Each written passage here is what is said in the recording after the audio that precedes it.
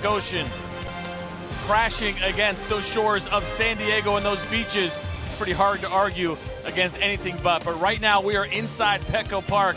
There will be no waves and there will be no beaches. It's going to be Major League Baseball this Monday night on FS1 as the Arizona Diamondbacks visit the San Diego Padres. Good evening, everyone. I'm CJ Nikowski along with Eric Karros and EK. When we look at these two teams, we're looking at two teams that are having forgettable seasons. But in the case of the Arizona Diamondbacks, it has not been all bad news. Some good things happening for Gene Segura. Well, as you mentioned, 2017 can't come soon enough. But there are some things that these clubs can build on for next year. Gene Segura for the Diamondbacks has had a phenomenal season. Hitting .319, he leads the National League in hits. Oh yeah, he's got 17 home runs as well.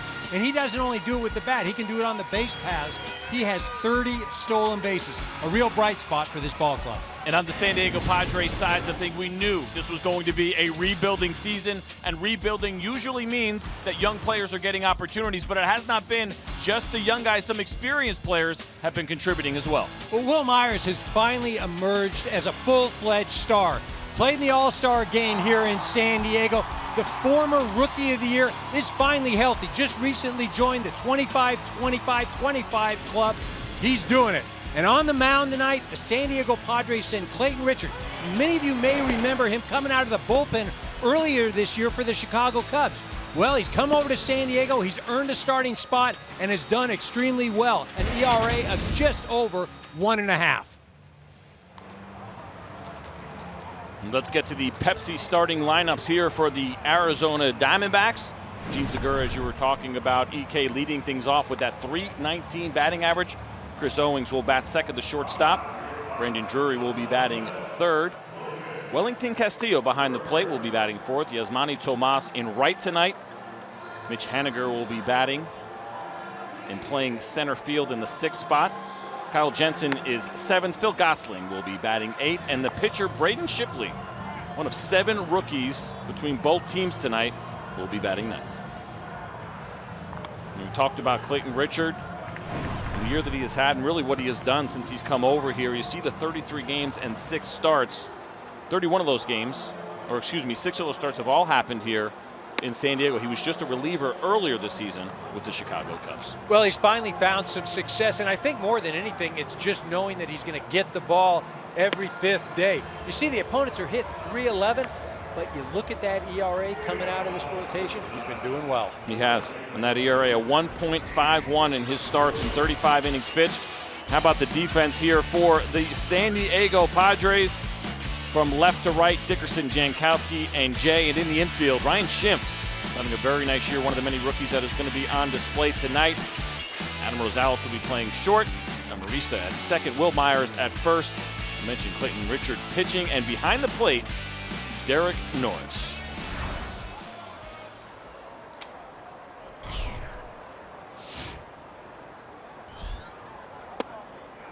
First pitch from Richard is a fastball down away at 91 miles an hour. And we talked to Andy Green before the game and wondering what has been different about Clayton Richard and what he has done here so far. He talked about a little bit of a lower arm angle, back to where he likes to be, where he's been most successful when he started. Well, it's not only the arm angle, as you mentioned, some of the mechanical adjustments, but the difference between coming out of the pen and starting, you have more room for error. When he was in Chicago earlier this year with the Cubs, you make a bad pitch or give up a hit, Joe Madden come get him. And a 3-pitch strikeout as Gene Segura looks at a fastball at 93 miles an hour right down the middle. Segura probably not expecting that. He looks frustrated, EK, but as we watch this replay, I think that caught every bit of the play. Yeah, very good pitcher's pitch right there. It seemed like Gene Segura was guessing with Clayton Richard, just didn't guess right. Just like that, 3 fastballs, and Clayton Richard has his first strikeout of the night, and that's going to bring up Chris Owings, shortstop for the Arizona Diamondbacks tonight. You see him at 284 full home runs and 42 RBIs. Swinging at the first pitch, it's a ground ball to Rosales over to first, and quickly 2 outs. EK, how about our Ford keys to the game for tonight? Well, I spent a lot of time thinking of these, and this is what I came up with for you on your first game, CJ. You got to keep Segura off base. He's really ignited this Diamondback offense, and this offense has been very good in the last month or so. You know, the Diamondbacks have been scoring a lot of runs, and they've got to keep scoring those runs. The pitching hasn't been great, but as I mentioned, in this last month, they're one of the better offensive teams in the National League. And Drury stepping in there now with 2 quick outs. It was a strikeout of Gene Segura. You see Paul Goldschmidt there not playing tonight, which would be a little bit disappointing for fans that would like to see a guy who is a perennial MVP candidate in the lineup. There's a ground ball to Rosales, makes a nice play backhand and a perfect throw, and just like that, a 6-pitch inning. As we watch the replay here, Adam Rosales full extension, and we're going to go to the bottom of the first inning. Arizona scores. San Diego coming to bat.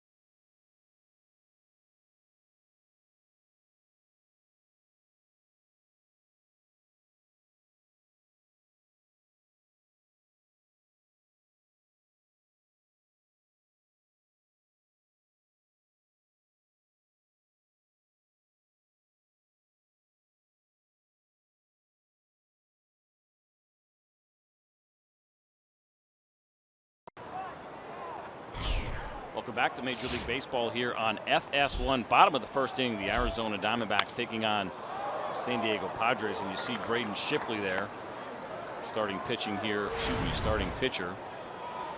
for the Arizona Diamondbacks, facing Travis Jankowski. 245, 2 home runs, 12 RBIs on the year for Jankowski. Yeah, Travis Jankowski, he's been a nice find this year for the Padres, finally getting an opportunity to play as fast as anybody. He can definitely play a solid center field. Provides a lot of energy, a lot of spark. Again, brings speed every single day.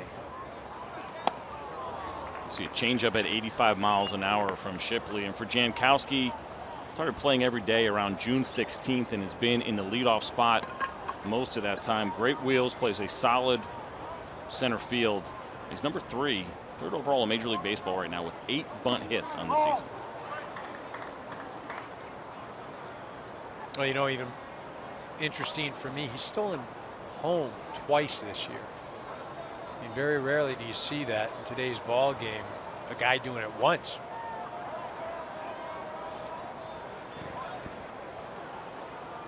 Two from Shipley to Jankowski. Lifted to center field. Mitch Haniger is there for the first out. And here's your Pepsi starting lineup for the Padres. You saw Travis Jankowski there leading off. John Jay will be second. Will Myers third. Ryan Schimpf, one of the 3 rookies in this lineup, will be batting 4th. Alex Dickerson 5th. Adam Rosales will be batting 6th. Derek Norris in the 7th spot. Alexi Amarista 8th. And Clayton Richard 9th.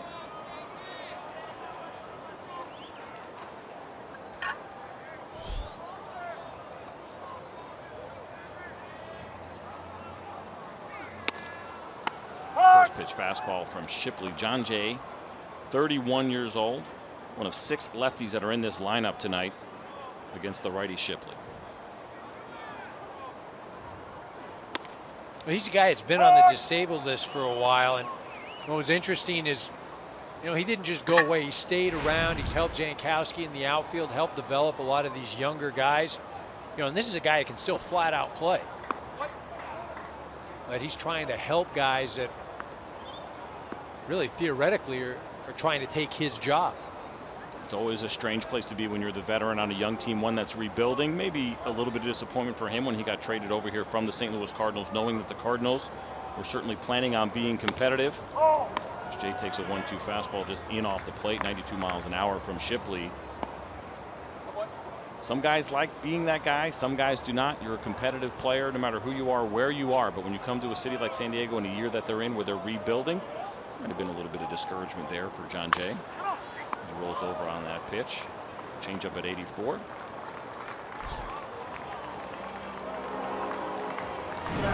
Take a look at Braden Shipley, and it's 8 starts, 10 games. Now, those 2 other games when he came out of the pen, he was piggybacking Ruby De La Rosa, and so essentially they were extended outings, and they like what they've seen from this guy. Yeah, the ERA a little bit high. You look at the innings and the walks, not exactly where you want them to be, and that strikeout to walk ratio, certainly some room for improvement. But there are a lot of people around this organization that like Braden Shipley as he gets ready to face Will Myers, stepping in here with 2 outs and nobody out.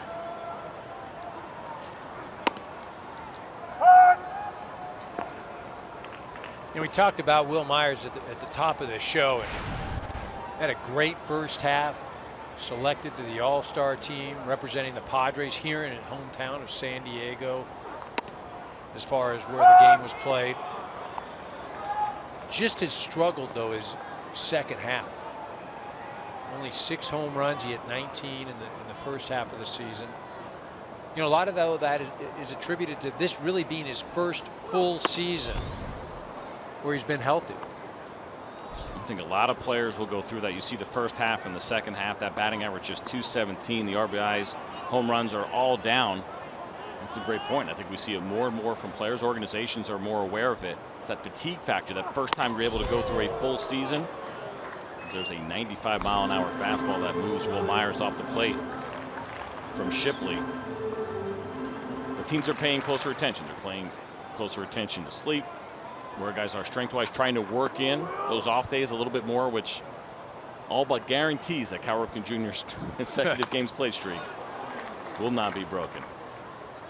You take a look at the Arizona defense here, and in the outfield, Brandon Jury will be in left, Mitch Haniger in center, Yasmani Tomas in right field, Phil Gosselin, the third baseman today, Chris Owings at short, Gene Segura at second. We mentioned, of course, Jensen playing first, Braden Shipley on the mound, and Wellington B. Castillo behind the plate.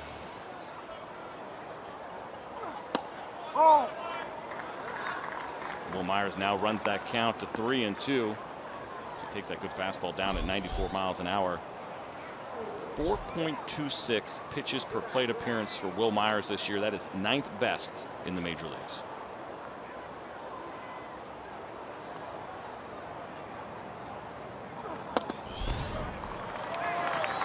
He'll see that number go up as it's a 7-pitch at bat and a 2-out walk for Will Myers. And now here we go, Ryan Schimpf now stepping in. What a great story this guy has been at 28 years old. Talking about what he has done, home runs, and how he got to the point that he's been looking at a minimum of 200 at bats. The fewest home runs per home run. Ryan Schimpf, 12.9. You think about what that could equate to over the course of a full season, EK, and certainly the San Diego Padres are a little bit surprised, I'm sure. A 28-year-old rookie, but pleasantly surprised in what they're getting from Ryan Schimpf. Well, he's finally been given an opportunity, and he's run with it right now. Now, is he the type of guy that can maintain this over the course of a season? That's something that the Padres are going to have to decide. So far, since he's been up, as you mentioned, 19 home runs. Played some second base, playing third tonight. He's definitely shown that he can drive the ball. And there's a little check swing that's going to turn into a 2-out base hit. Will Myers is around second. He'll easily go to third, and Ryan Schimpf will take it any way that he can get it. A 2-out single. leaves first and third, 2 outs here in the bottom of the first for the Padres. Well, it's a changeup right here. Full ship. He checks his swing, but fights that thing off and loops it over the shortstop's head. Will Myers doing a nice job to play in front of him. He recognizes that he can get to third base. Gets in there easily, standing up. Padres now runners on the corner. With 2 outs, Alex Dickerson, 26-year-old rookie, stepping in. 9 home runs, 33 RBIs, a .244 batting average. With an opportunity here now with a runner in scoring position. Dickerson, .283 on the season with runners in scoring position. Got a decent situation to hit in. The first baseman, Jansen, having to hold the runner. He's got that wide open spot if he can pull the ball.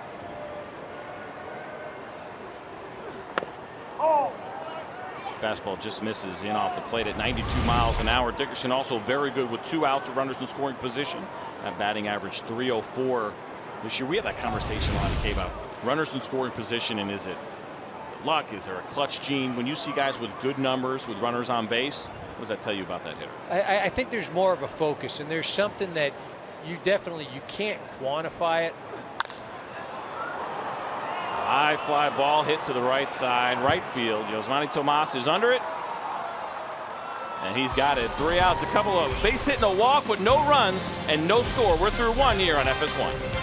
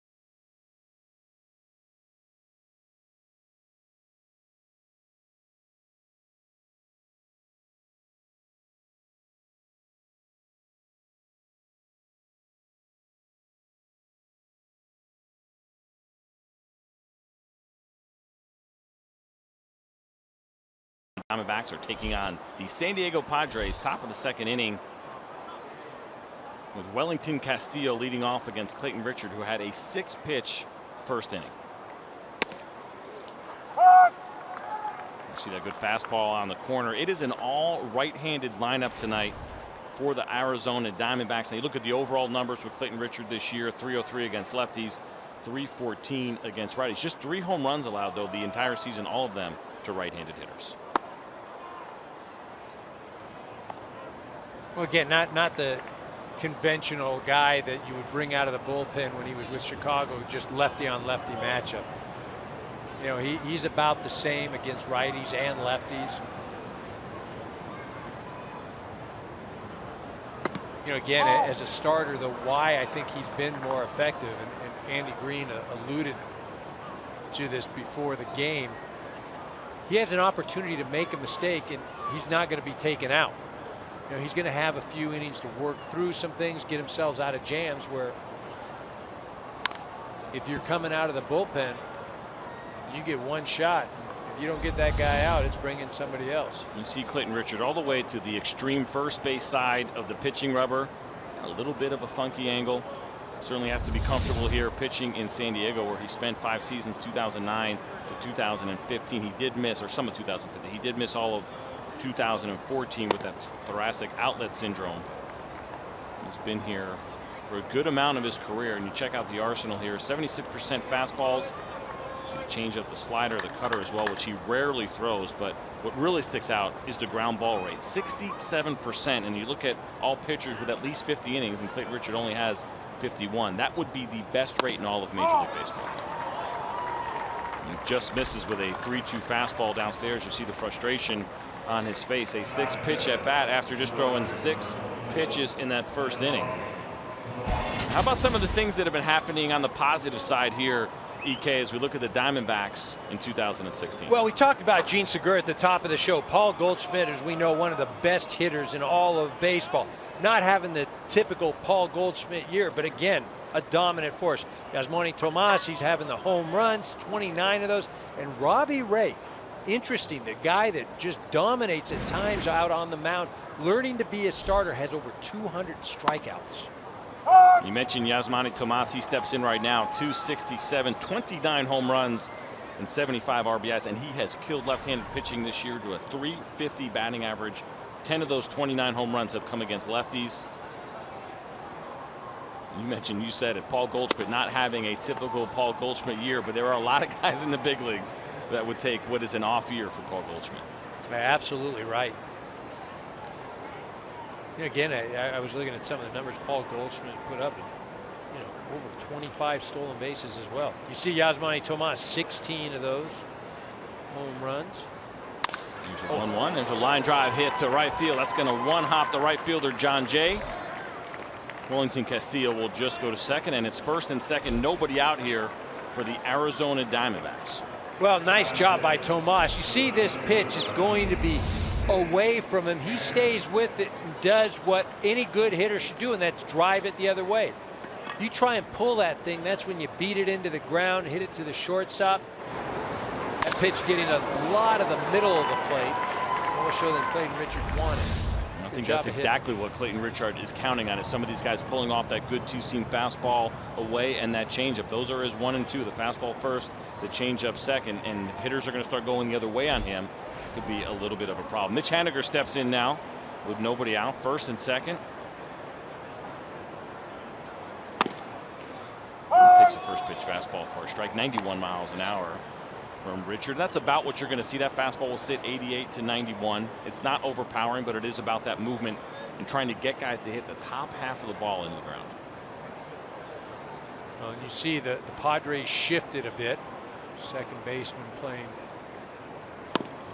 close to behind second base. As you mentioned, Clayton Richard, ground ball pitcher. You'd love to see one right now.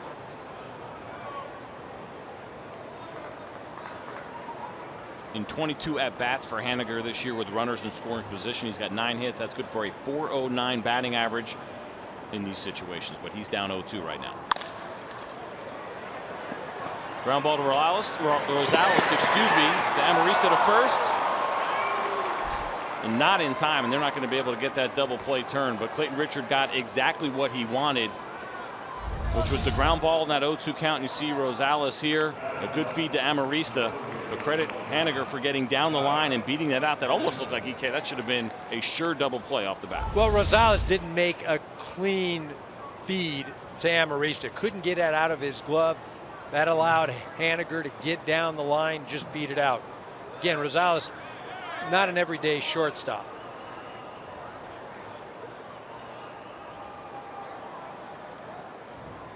And the Arizona Diamondbacks thinking about maybe having this play reviewed, and Chip Hale, the manager, talking to the home plate umpire Larry Vanover, and this could be about not necessarily the play at first, but what they saw at second base. These slide rules have been an issue the entire season. And remember this, of course, the neighborhood play is gone, and I got to believe that's what Chip Hale is asking for right here. Let's take a look at Amarista. As you see that Left foot come off the bag a little bit. Yasmani Tomas just kind of peeled off, but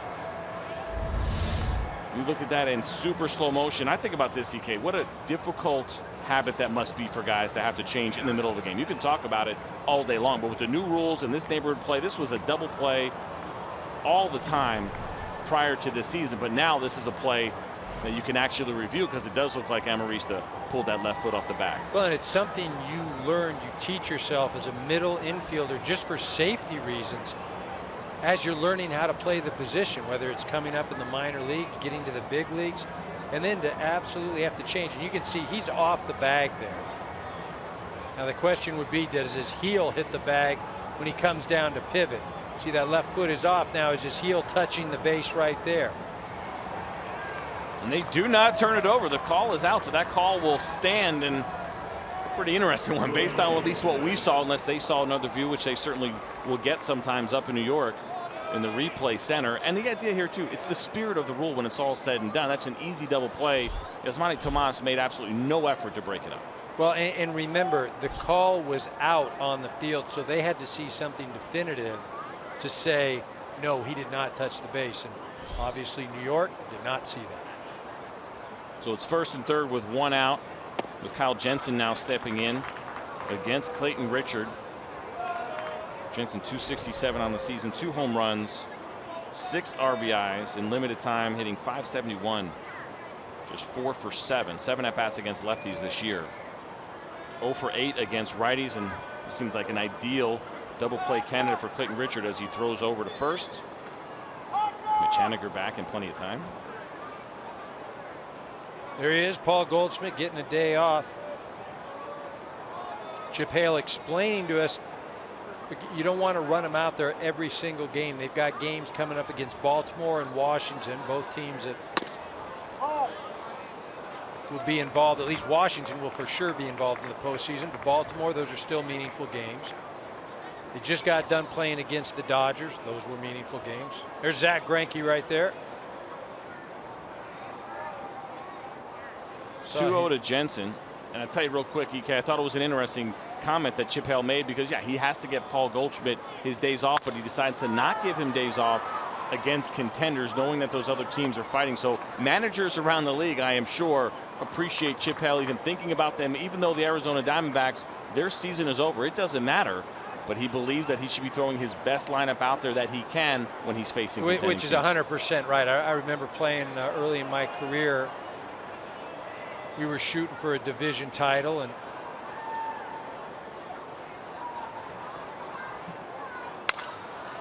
(2-1) ground ball to third base. Shint the second, Amarista to first. Double play, and the inning is over. And Clayton Richard gets out of it with a couple of ground balls. We're going to the bottom of the second. No score here in San Diego.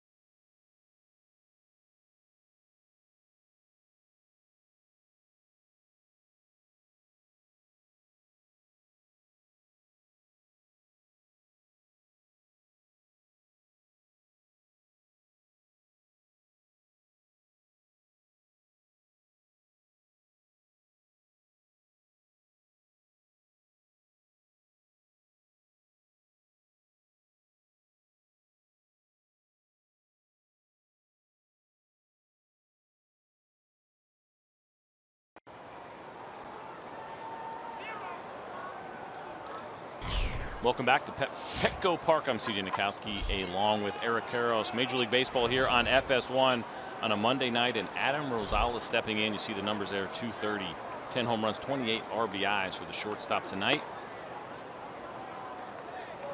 And yesterday, a big home run in Colorado for Adam Rosales, but we're showing you this because a little ode to his teammate as he got back to home plate. You see it right there, the clapping of the hands, which is exactly what Hervis Solarte does. And now Rosales hits a high fly ball to left field. Drury's there, and he makes the catch. The reason we bring that up, of course, the sad news here for the San Diego Padres and really the entire Major League Baseball family.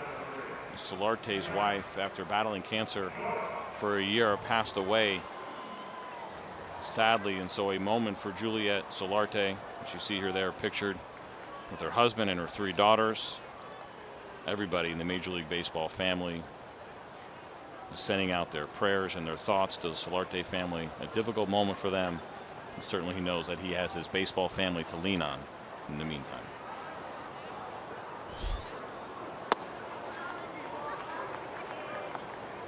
Derek Norris now stepping in with 1 out here in the bottom of the 2nd inning. Norris, the batting average down to 186, 13 home runs, 39 RBIs on the season. He had to sit out a game over the weekend. He sprained his left middle finger. He was day-to-day. He pinch hit yesterday and right back in the lineup Monday night here in San Diego. Well, he is a grinder. There's no question about that. The Padres don't have a lot of catching prospects. As Norris still getting a lot of the playing time. And there's a ball driven to deep right field, short of the track. Tomas is there for the 2nd out.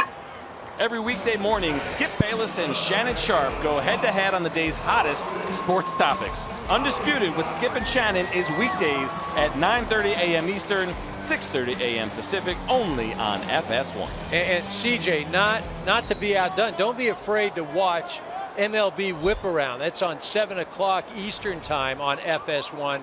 Guys will take you through all the Major League games, the highlights. I mean, that's what I'm watching every single day. And as you should, EK. Alexi Amarista stepping in now with 2 outs here in the bottom of the 2nd inning. EK, of course, you are on that show once in a while. I am on it as well. We'll be on it tomorrow. Frank Thomas, Dontrell Willis, Kevin Burkhardt, of course, hosting Chris Myers every once in a while. Pete Rose shows up every once in a while. Shows up every once in a while. We certainly hope you guys would tune in. Just a couple of weeks left in the regular season here in Major League Baseball. That final show will be next Friday on FS1. There's Shipley throwing an 0-2 fastball into Amarista.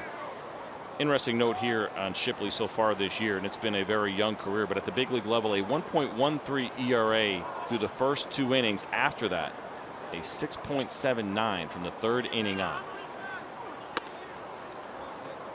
And I mentioned it earlier how this organization really likes this guy. He was a shortstop originally in college. His freshman year, did not start pitching in college until his sophomore year, but just late to the pitching game in general. Didn't start pitching at all until his junior year in high school. And ground ball to the first baseman, Jensen. He's going to take him himself. And we are through 2 innings, no score here in San Diego. Top of the 3rd when we get back.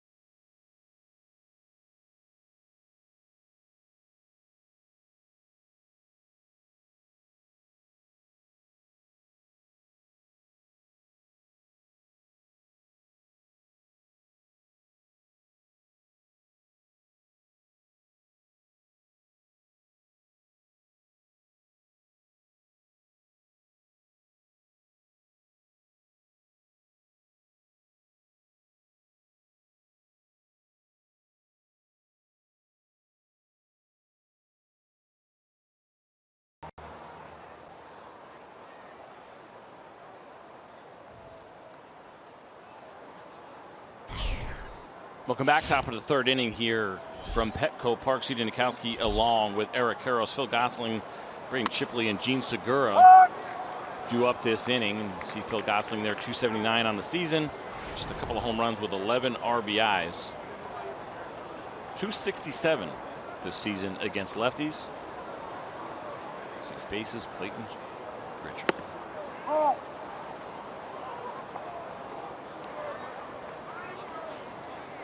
Richard off to a nice start. Saw him get that ground ball double play last inning.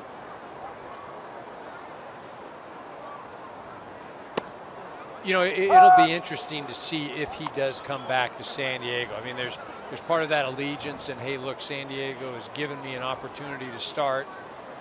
But then there also becomes the economics. You know, is San Diego a place that can afford a guy that's basically, I don't want to say reinvented himself, but changed the perception?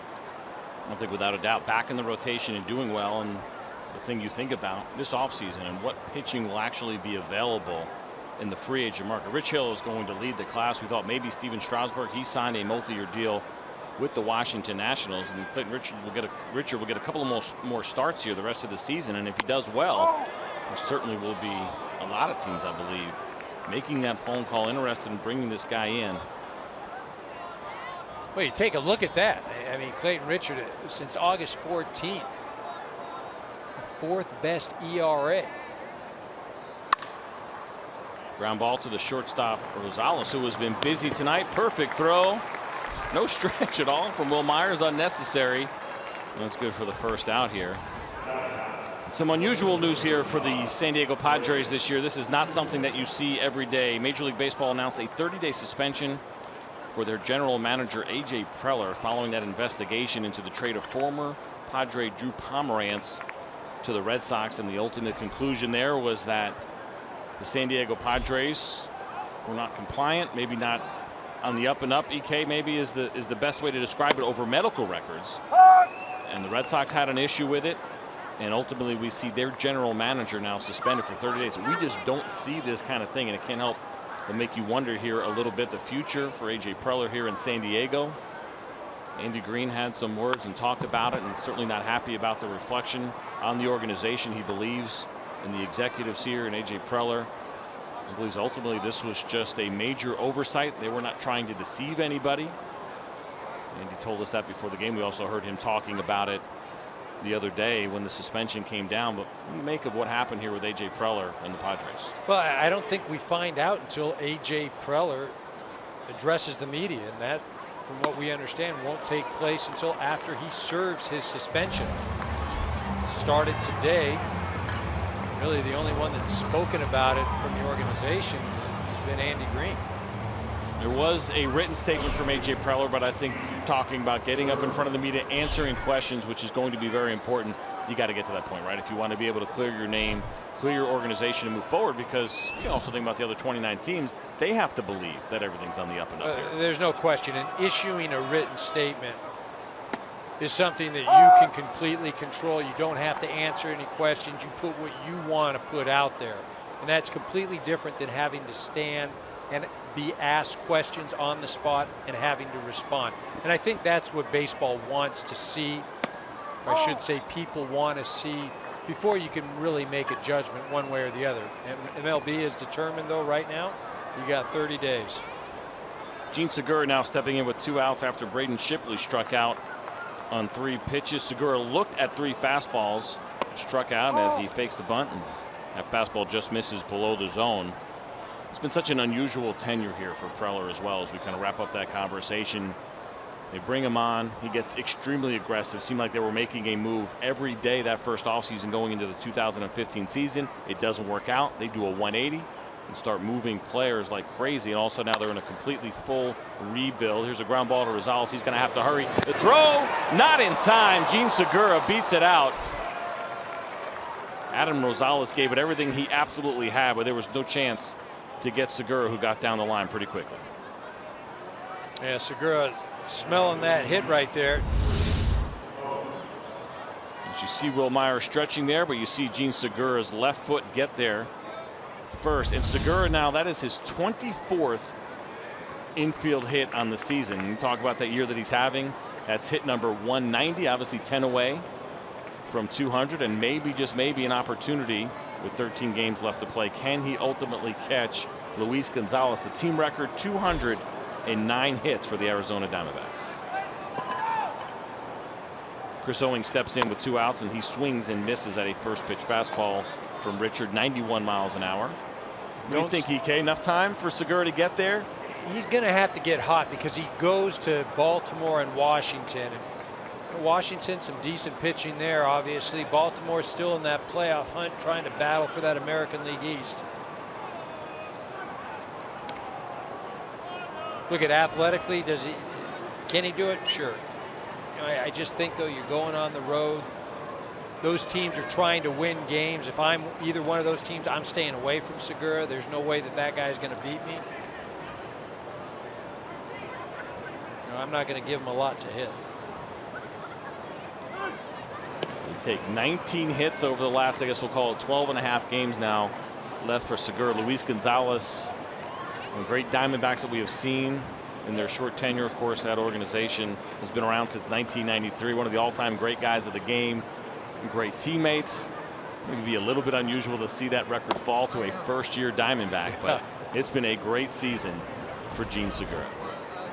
Yeah, you take a look at it, you talk about Luis Gonzalez, and really the face of that Diamondback franchise, now working in the front office, doing a great job, does a little bit of everything. You see that 99 season, 206 hits. There's a 1-1 pitch, and that is away now. And EK, let me ask you this: you have 2 outs. Chris Owings, your number 2 hole hitter. Jean Segura, 30 for 39 in stolen base attempts this year. 2-1 count. You like sending him here? You like a hit and run here? What's your move with Jean Segura? Well, I'm not sure I'm going to hit and run here, but I'd like to see him run. I would have given him an opportunity this entire at bat. If he likes it, get down to second. And there's a ball ripped down the left field line, and that's going to be foul. Evening the count now at 2-2. Segura not on the move on that pitch. Not a bad spot right now to run. You maybe go first move. If you do get thrown out, you give Owings a chance to lead off the next inning. Segura does have 15 stolen bases with 2 outs. That is good for 5th best in baseball. 2-2 pitch misses inside. Think he's going now? This is where I could really manage well. I could really show off my skills. 3-2 count, 2 outs. I'm going to send the runner. You know, but this is the thing with a left-hander. When you're the base runner, you have to be 100% sure that he's going home, so you can't get that early jump. Short lead for Segura. High leg kick and the throw over to first base. Segura back in plenty of time. And a lot of times it is what we call your B move. That's not Clayton Richard's best move. But the idea that if you could get Jean Segura potentially leaving or going early, you might pick him off with a subpar move to first base. There's a 3-2. Swung on. Ground ball hit up the middle. Good for a base hit. Segura is going to be headed to third base. Owings will stay at first, and it's a 2-out single for Chris Owings, and it's first and third once again here for the Arizona Diamondbacks. Well, Owings does a nice job. Gets it off the end of the bat, but gets it up the middle.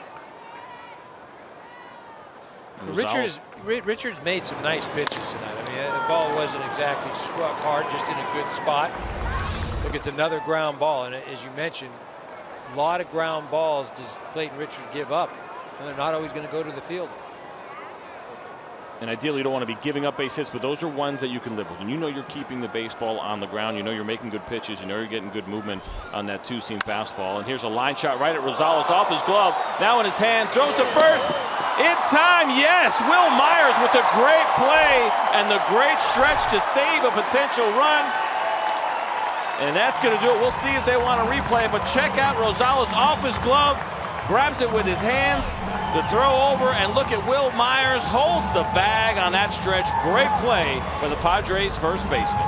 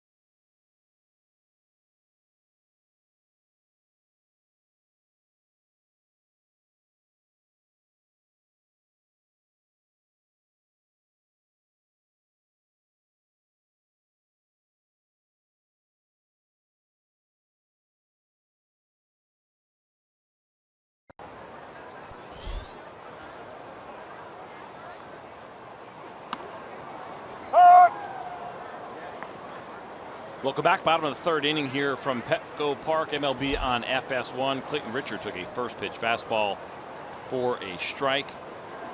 Richard 1 for 11 on the season as he fouls that one off. He is it's a 118 career hitter. EK does have a home run back in 2013. Really, for every pitcher, want to get one at some point over the course of that career. Clayton Richard has his, but down in the count here, 0-2.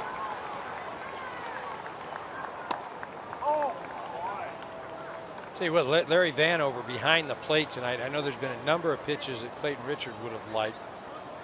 He hadn't gotten the call. That's a nice pitch right there by Shipley. Good night to hit. Back-to-back breaking balls there from Shipley. The count even now, 2-2.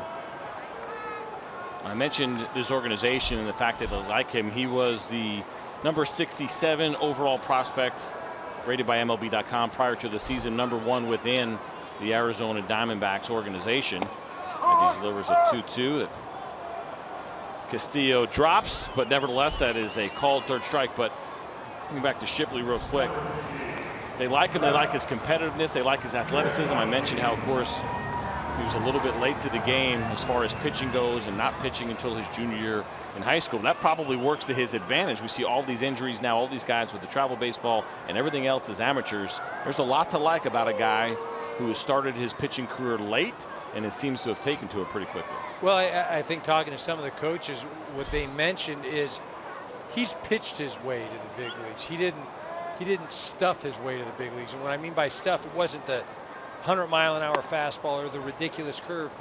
He knows how to pitch, and that's kind of unique for a guy that hasn't done it for a real long time. Travis Jankowski now steps in. He flew out to center in his first at-bat to lead off this game. He's ahead in the count 1-0, now 2-0. We mentioned Shipley, the 15th overall pick back in 2013 out of the University of Nevada at Reno, the highest pick of any sport out of that university.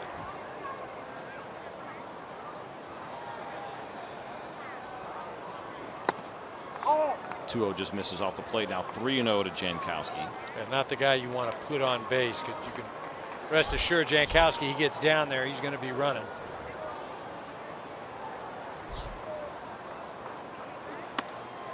Oh. 3-1 call to strike. And you saw it, and you just showed the numbers there as far as what Shipley has done after the second inning, and so now that becomes a little bit of a challenge. The order has flipped over. There's a ground ball there in the hole. Chris Owings not going to be able to come up with it. And let's take a quick game break. Here's Mike Hill back in Los Angeles.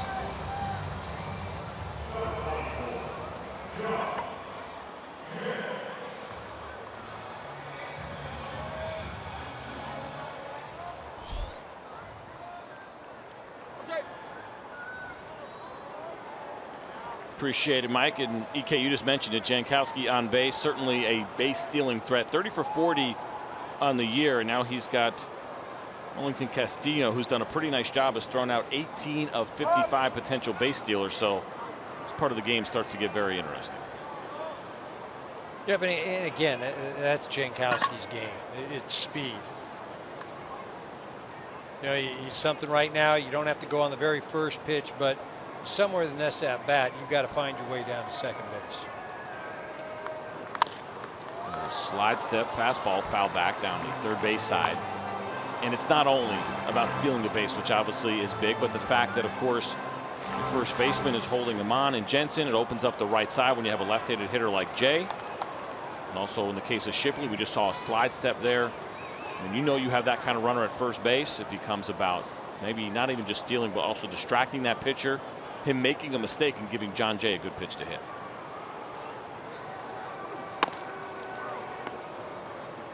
What? 0-1 misses inside. Count now 1-1.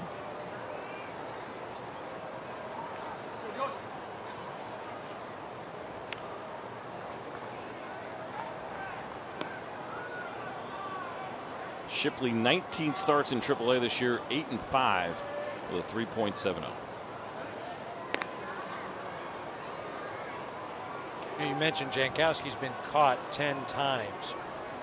Stolen 30 bases. It puts you at a 75% clip. It's good math, EK. Well, you'd like to have a little better success rate. Well, thank you very much. Let me put my calculator away. The old 3 for 4.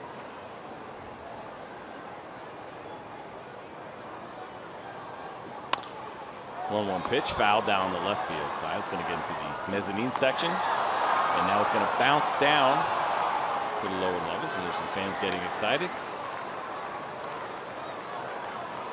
Detroit hat. Padre, yeah. What's that from the 1984 World Series, there right? There you go, yeah. Padres, Tigers. Kirk Gibson versus Goose Gossage. Padre fans remember that? Kirk Gibson, known for his home run he hit with the Los Angeles Dodgers against the Oakland A's and Dennis Eckersley, but it almost as an important home run with the Detroit Tigers against Rich Goose Gossage in the '84 World Series.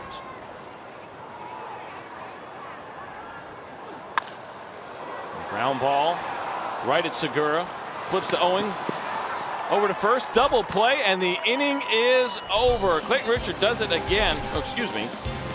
Shipley will be back after this.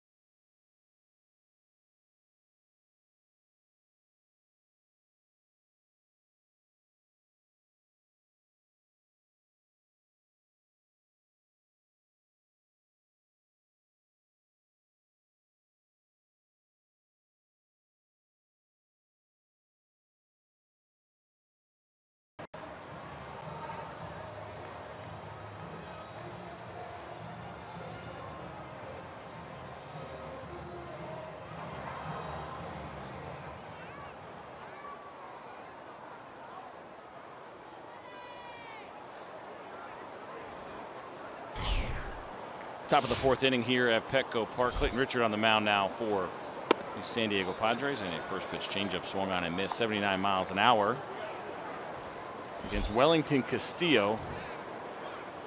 And that double play to end the 3rd inning for Braden Shipley, the first double play that he has induced at the big league level. It certainly came at a big time. Yeah, nice play by Gene Segura, just fielding that ball and starting the double play. Ball was hard hit.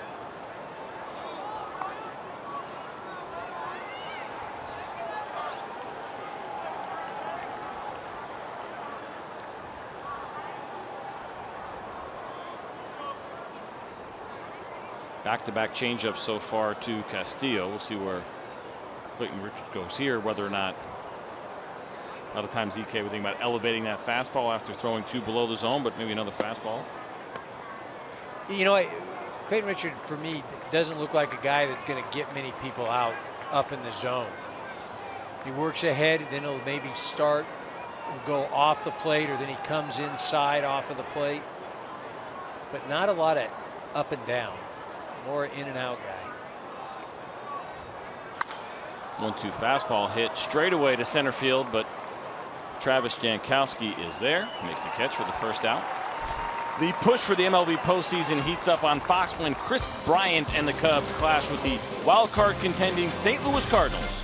or the Tigers battle the Royals Saturday at 12:30 Eastern on Fox, or watch live on Fox Sports Go.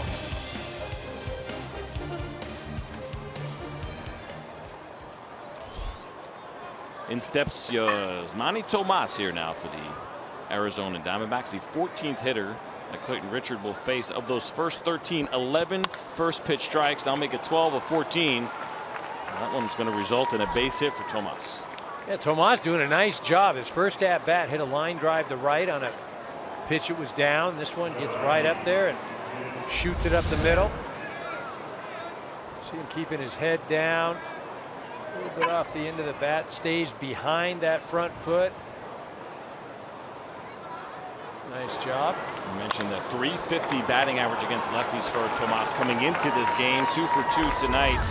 And you can see why. Not trying to pull off the ball, not trying to do too much. You mentioned it, staying in the middle of the field. That is one of the most difficult kind of hitters for left-handed pitchers. Well, and just the opposite there. You see Haniger right there. He's swinging to launch right there, trying to hit one 10 miles to left. Again, if you can think up the middle and to the right side, and if you get an inside fastball, Richard doesn't throw hard enough to get it by you. You'll pull it. Haniger quickly down in the count, 0-2. Back in the second inning, he grounded out to short on that fielder's choice. Good time right now for something off speed or something away. Haniger's shown a affinity to try and pull the ball right now. You do not want to go inside. See the call for the changeup there. Clayton Richard ends up cutting that pitch, pulling across a little bit. You see the frustration. Clayton Richard, a one-time backup quarterback at the University of Michigan, was Indiana's Mr. Football and Mr. Baseball when he was in high school. And to make you feel just a little bit worse about yourself, EK, also the valedictorian of his class. Clayton Richard doing it all. Number back to Richard, who fields. He'll throw to first in plenty of time. And Yasmani Tomas down to second base. Watch the drive to the pennant with MLB.TV Premium. Watch every out-of-market game live in HD on more than 400 supported devices, and enjoy a free subscription to @Bat Premium, the #1 app for live baseball. Blackout and other restrictions apply. Visit MLB.TV. Take a look at Miss Carlsbad and her princesses enjoying some cotton candy on a beautiful night here in San Diego.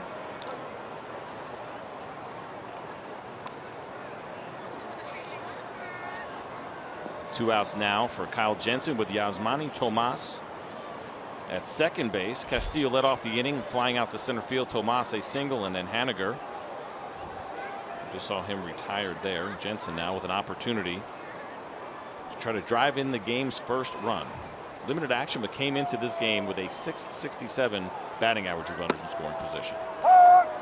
That's a nice pitch by Richard right there on the outer part of the plate. You know, when you're going against these younger hitters, you want to use their aggressiveness against them. Check that ratio right there. We mentioned it.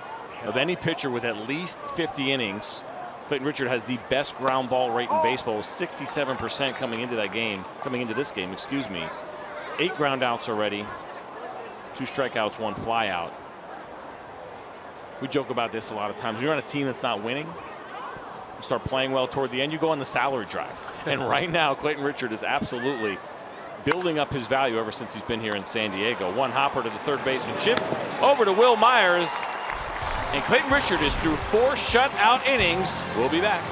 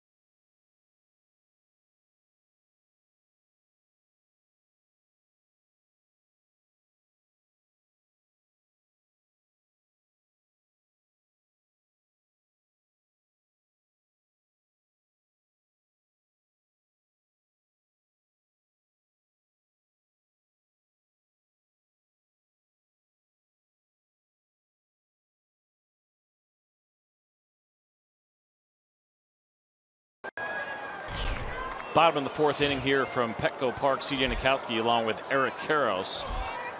You're watching some Monday Night Baseball here on FS1. Will Myers stepping in now. Myers walked back in the first inning. See him on that 7-game hitting streak. There have been some struggles in the second half for Will Myers, but as you see there over the last 7, swinging it a little bit better. Well, again, a guy very athletic, playing first base full time for the first time in his career. Made great strides defensively. Become a lot more comfortable over there. As he drives this one to right field, down the line, and gone! Will Myers, opposite field home run. Number 26 on the year.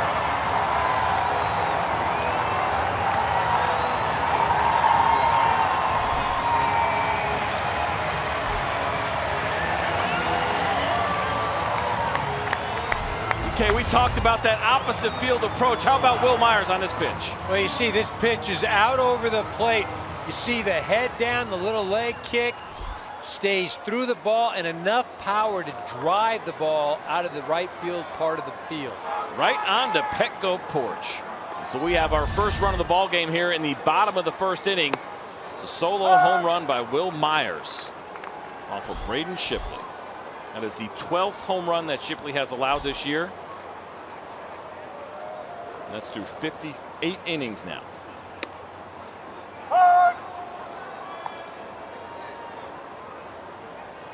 Has to be careful here too. Ryan Schimpf 19 home runs. Ahead in the count 0-2. And Schimpf down quickly on 3 strikes. But let's take a look again. Look at this 4-seam fastball grip. Location, not terribly. Well, but it's up. And the thing about it, it's fine if it's out, but it's down low. Much difficult for a hitter to reach. That ball is up, out over the plate. Will Myers, a big man, strong, just gets his hands out, stays behind the ball, and drives it, as you mentioned, into the Petco porch out in right field. Alex Dickerson now steps in, takes a first pitch breaking ball for a strike. Dickerson flew out to right field in his first at bat. Schimpf, by the way, the second strikeout for Shipley in this game. Not a big strikeout guy, just a 5.1 strikeout per 9 rate coming into this game.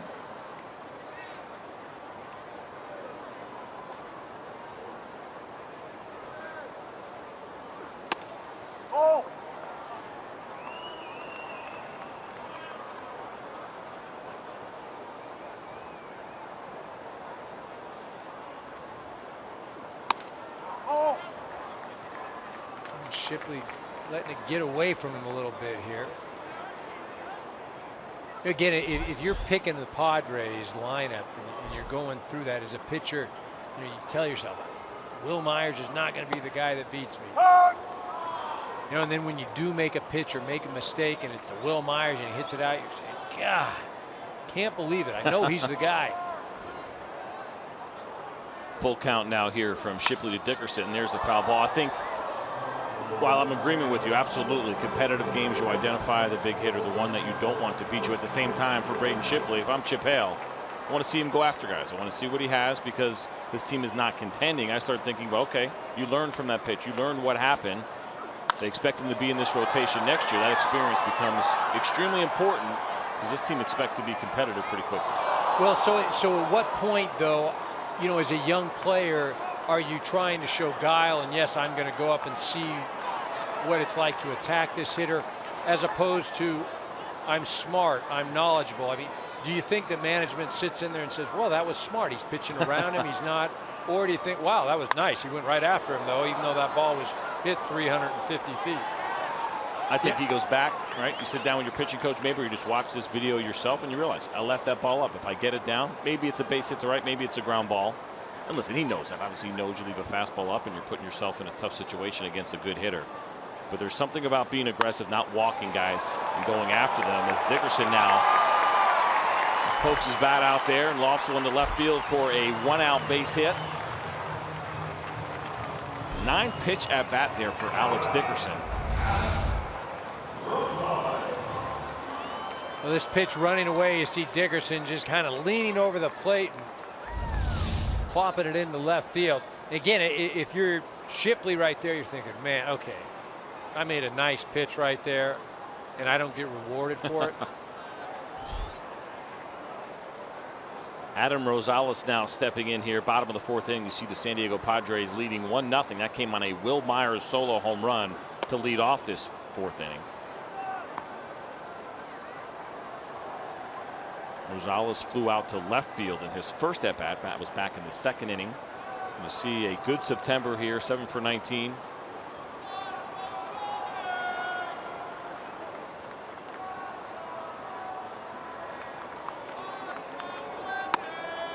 Tell you what, Rosales has made 2 excellent plays at short tonight off the bat of Brandon Drury.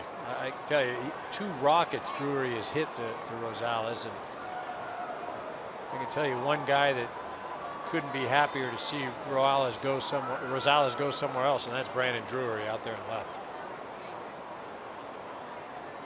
Shipley now behind 2-0. There's a pitch, and there's a ground ball hit to the left side, and that's going to make it to left field. Dickerson will hold up at second. Rosales is on with his first hit, and all of a sudden Braden Shipley, who was very strong through 3, just a couple of base runners, has now found himself in trouble. 3 of the first 4 hitters of this inning have reached base. It's been a home run, a couple of singles. You see this 2-seam fastball trying to get it in, left it in the middle of the plate. Rosales, he hit it on the ground, but he hit it hard. His first and second, 1 out. Castillo out to the mound to talk to Shipley. Well, this is Shipley's second time through the lineup, and he's gone. And as he's gone, second time through the lineup, he's faced 6 hitters. Of those 6 hitters, 4 of them have recorded base hits. Derek Norris now in here for the San Diego Padres. He flew out to left field his first at bat. Norris with this opportunity here with a runner in scoring position. He has struggled mightily. 125 this season with runners in scoring position. That is tied for the lowest in all of Major League Baseball. Shockingly, Curtis Granderson also 125 of the New York Mets. But for this season and for Derek Norris, he has not been strong when there's an opportunity to knock a run in.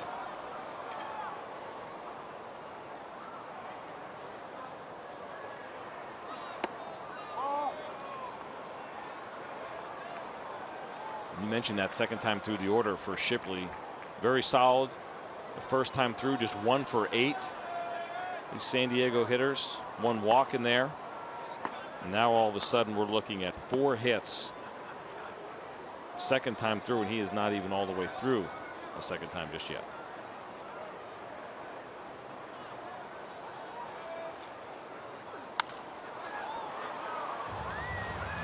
That just tells you the type of year Derek Norris is having right there. 2-0. You're in a hitter's count. Shouldn't be sitting on anything but a fastball, and you're late on it. Foul that back. And as a hitter, you're saying, God, man, I just can't do anything right here. You start talking to yourself. You know, before you know it, you're hitting 180 something in September. Very frustrating.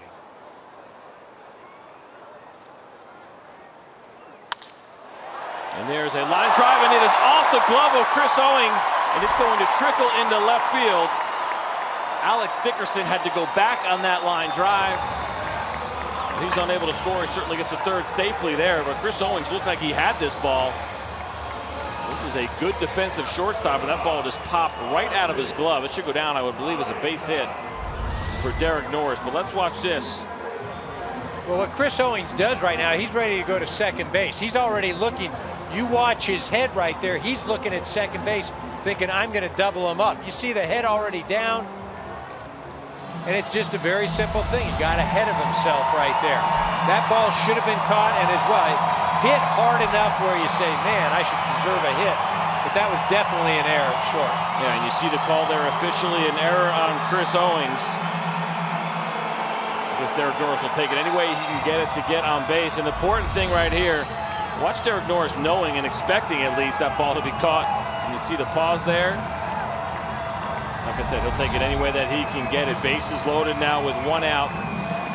We've seen Braden Shipley struggling now here in this 4th inning after 3 pretty solid innings. It's been 3 base hits and an error. A home run by Will Myers, Alex Dickerson, Adam Rosales with base hits, and now Alexi Amarista is going to get an opportunity. You see those numbers there for his career with the bases loaded.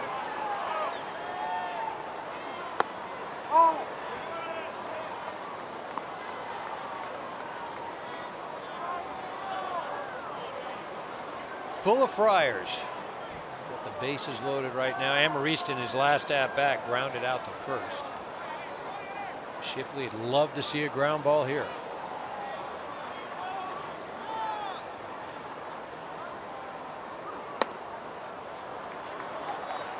Now Shipley down 2-0. So as a hitter right now, I'm looking for one spot, and I am looking to just unload on it right now. Check that out. That is on the big screen here. The shortest player at 5'6" to throw a pitch for the Padres. That was last year. And if I'm Amarista, I got to suggest another fun fact besides that. He probably does not think that that is that fun. Here's the 2-0. Dribble down on the first base side. He's probably heard it a few times over the course of his career. Jose Altuve, Amarista. One of the great things about our sport, you do not have to be a supersized human being. Altuve this year, an MVP candidate, might fall a little bit short, but he is having a fantastic season.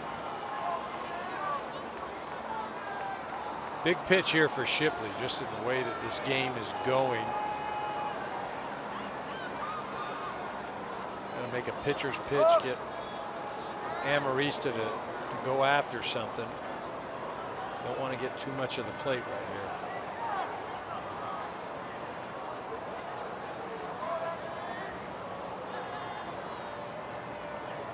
Bases loaded, 1 out. Alexi Amarista facing Braden Shipley, and here's the 2-1. And there's a line drive in the left center field gap. Dickerson's going to score. Rosales around third. He'll score. Norris into third easily. Amarista down to second on the throw, and it is a 1-out, 2 RBI single for Alexi Amarista.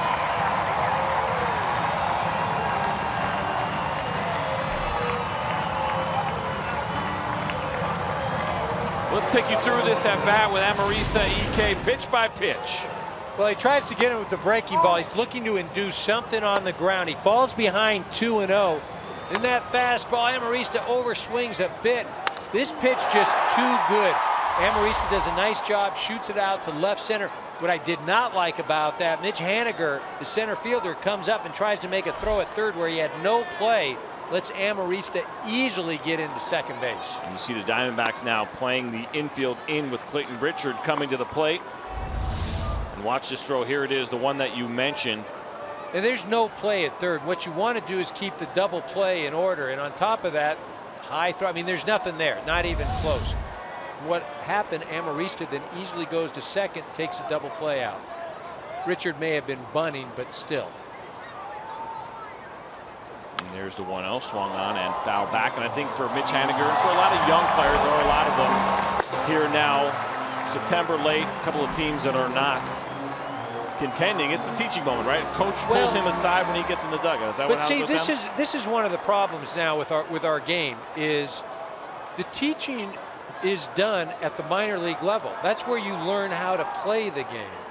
You don't learn up at the big league level. 2-1 count now here as Clayton Richard falls behind, and Dominic Leone has warmed up now in the Arizona Diamondbacks bullpen. C.J. Nitkowski along with Eric Karros. And for Braden Shipley, you watch him right now for me, EK, as a young pitcher, and you're trying to stay away from the big inning. I got to believe that's what Chip Hale wants to see. Well, you want to stay away from the big inning, but he got himself into trouble. He gives up the home run, and I think things kind of just went, oh, I gave up the home run. And that's where you want to see a guy, bounce back. Yes, he gets Shemp, he strikes him out. But then it's hit, and it's another hit. Then it granted an error, but it was an absolute rocket. Again, when things get tough, and there's always going to be some sort of adversity, how are you going to respond? 2-2 count here to Clayton Richard as Braden Shipley trying to work out of a jam. When I see a 2-2 breaking ball to a pitcher, EK, I'm surprised to see that from Shipley when you're trying to get out of an inning. Well, the thing about it, though, you've got the infield in right now, and you're looking for the strikeout. And Shipley, you know, he's facing Richard, who is a good athlete. And again, because Haniger let the runner go to second base, it forces the Diamondbacks to play the infield in. Full count pitch, and this one is popped up into shallow center field. Haniger's got a long way to go. He's under it, makes the catch. Derek Norris will fake the tag, but he goes nowhere. And so Braden Shipley gets out of it so far here. 2 outs now in this 4th inning, but it has been 4 hits. The home run by Will Myers, singles by Alex Dickerson, Adam Rosales, and with the bases loaded, Alexi Amarista. Also that error by Chris Owings, which has allowed 3 runs to score here total in this inning for the Padres.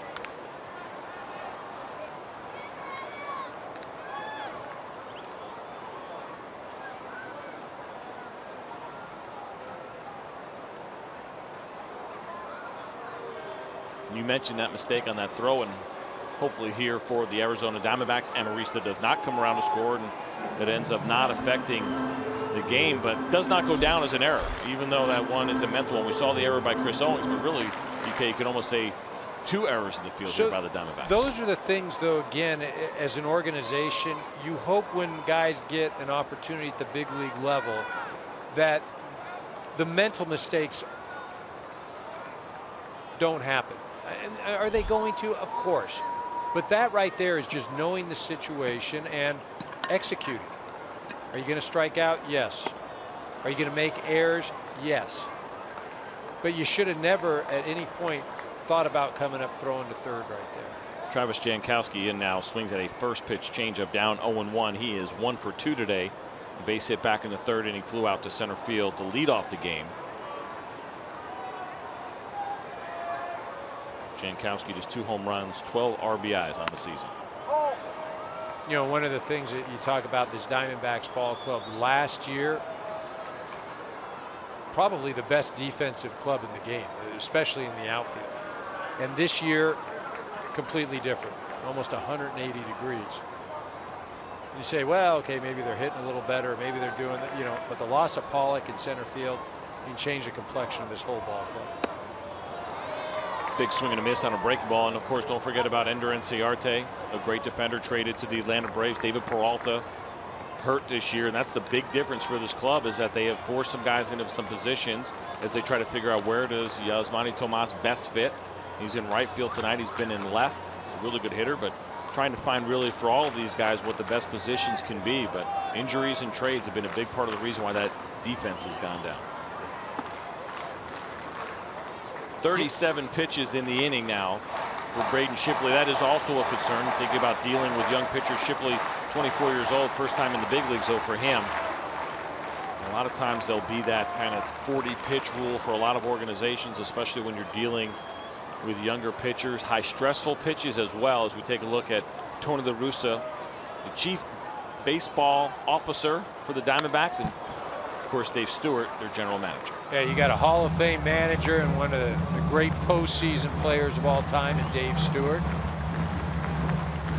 A lot being made of, you know, do they continue with this organization?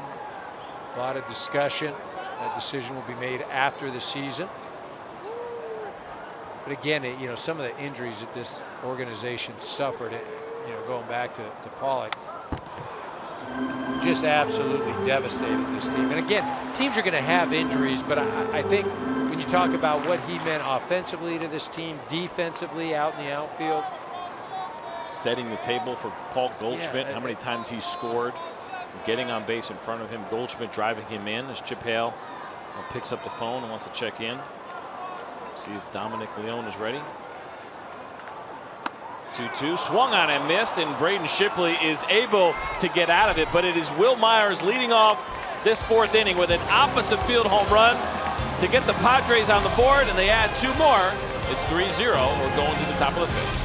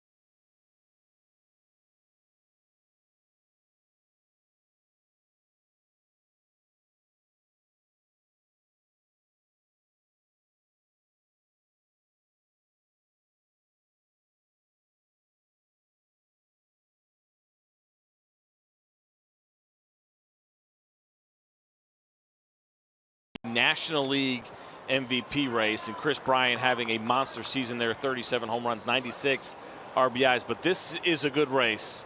Is this Chris Bryant's award to lose? Who do you like here? You know, you got to go right now with Chris Bryant, the season the Cubs have had. But what's interesting is I'm not sure Chris Bryant is the MVP on his own team. I think, you know, Anthony Rizzo, not only what he brings production-wise and defensively, but I think his leadership, what he means to that team, you know, some of the intangibles.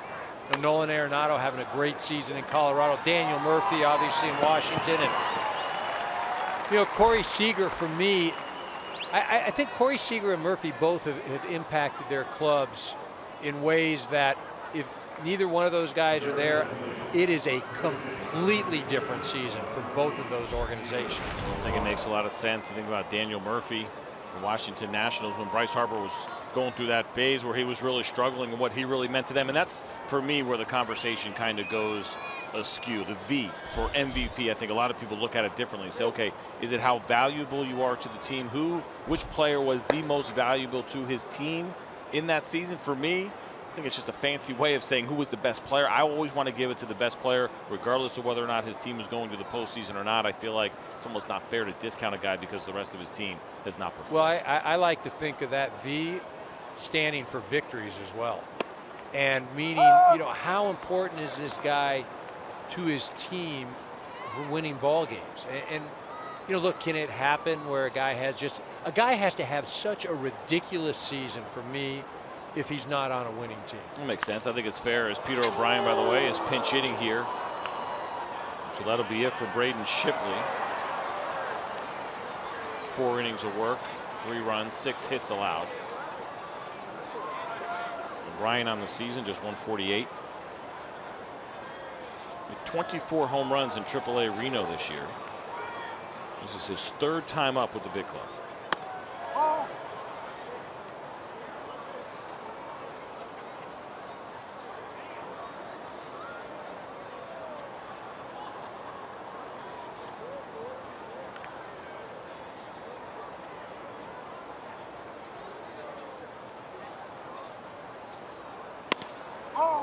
Richard back-to-back times trying to finish off O'Brien with a fastball inside, just misses again. Well, he hasn't got that pitch all night. I mean, Larry Vanover has been consistent as far as, I'm not giving you that pitch. I'm just not going to give it to you. There's a 2-2.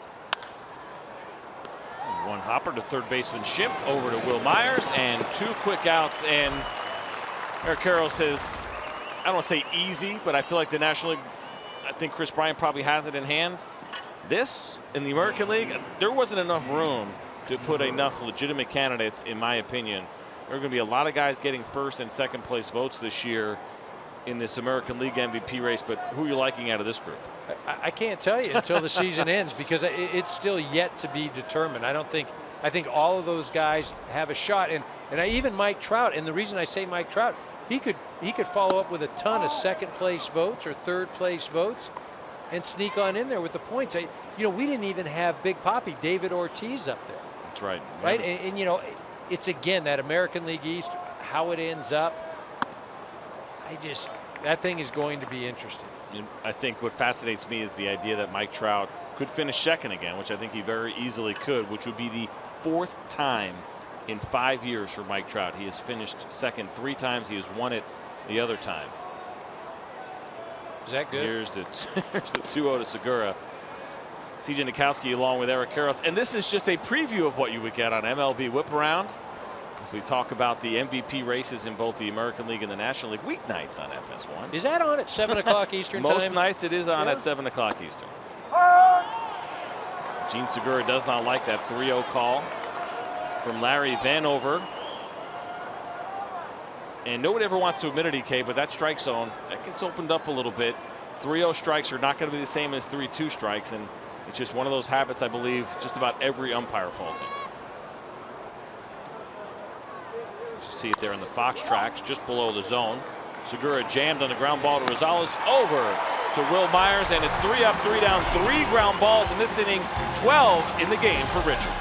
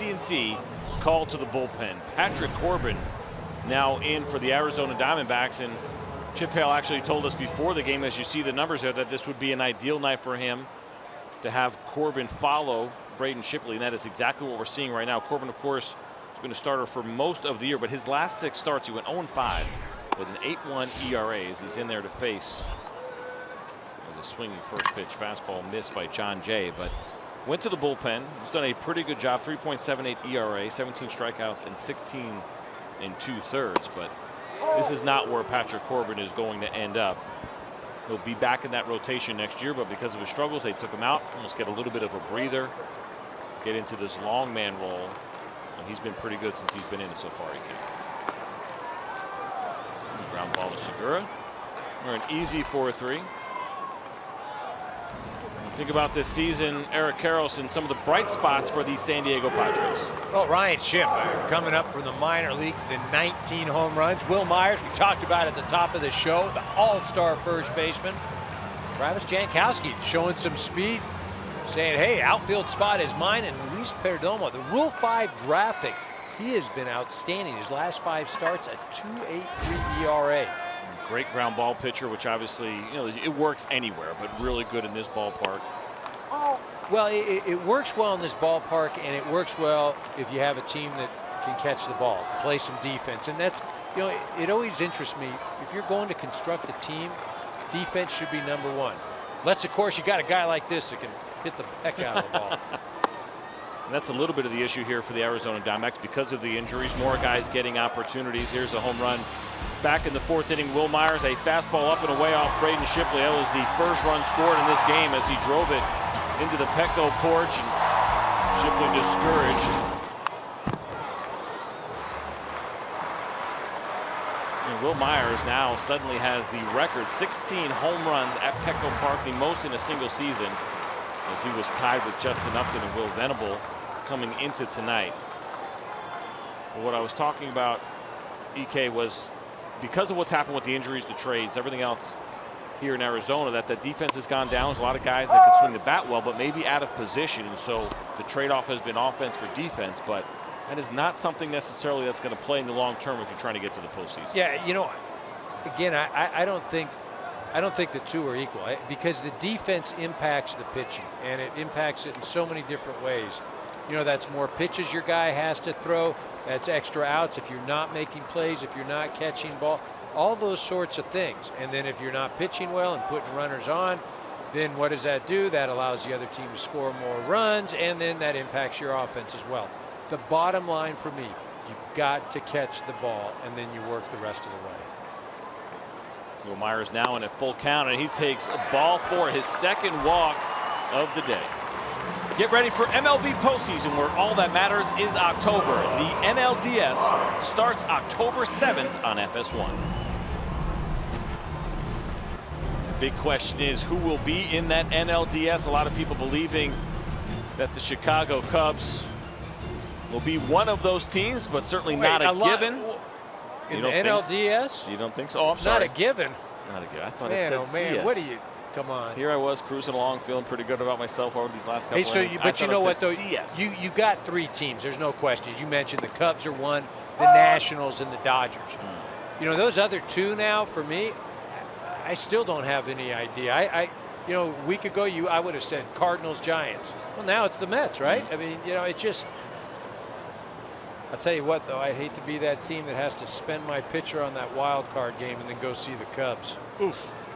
It's going to be difficult, and certainly for the Chicago Cubs, not only deep in offense, but deep in starting pitching as well. As you see that National League wild card, the New York Mets now with a half-a-game lead, and it's almost unfathomable to believe that the San Francisco Giants might miss the postseason after having the best record in baseball going into the All-Star break.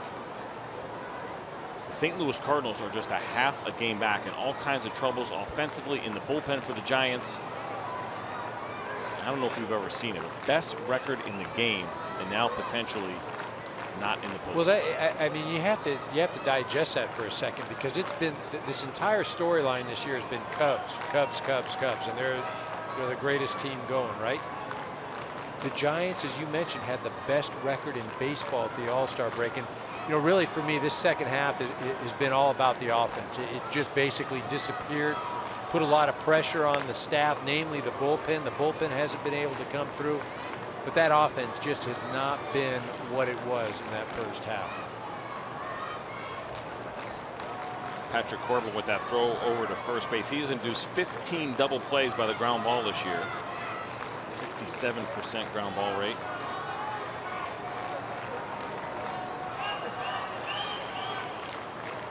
There's the 1-2 to Schimpf, and struck him out on a good breaking ball down and away.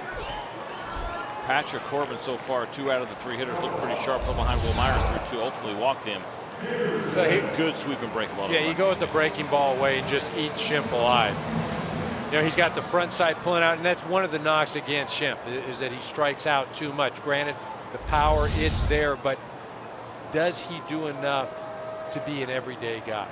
You mentioned those strikeouts and the rate. 91 strikeouts and 234 at-bats coming into this game.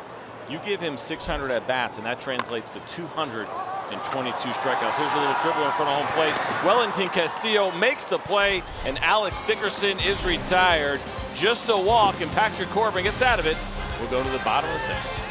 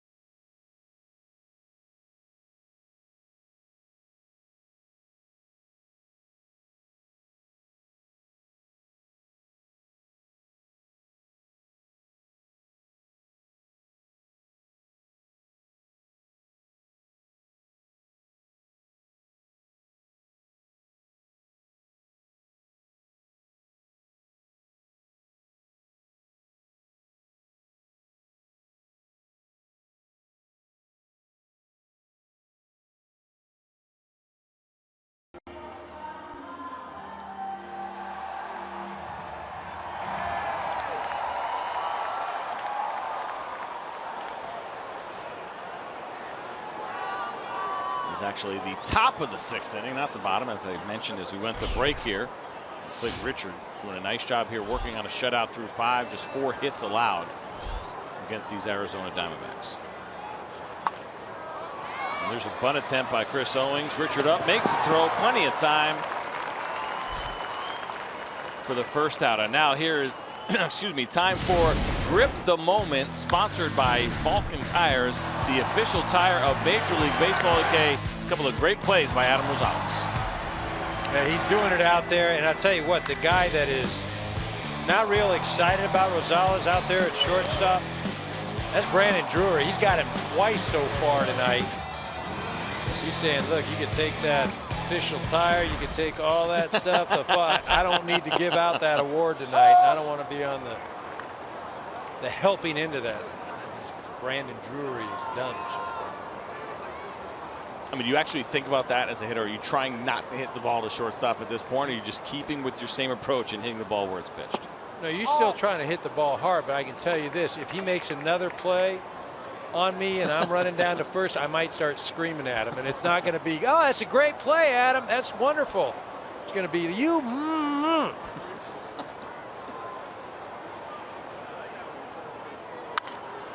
This one's fouled down the right field line, going to reach the upper deck. You mentioned it, Drury 0 for 2 That's a 2 hard ground outs. over 2. That's a hard 2 rockets.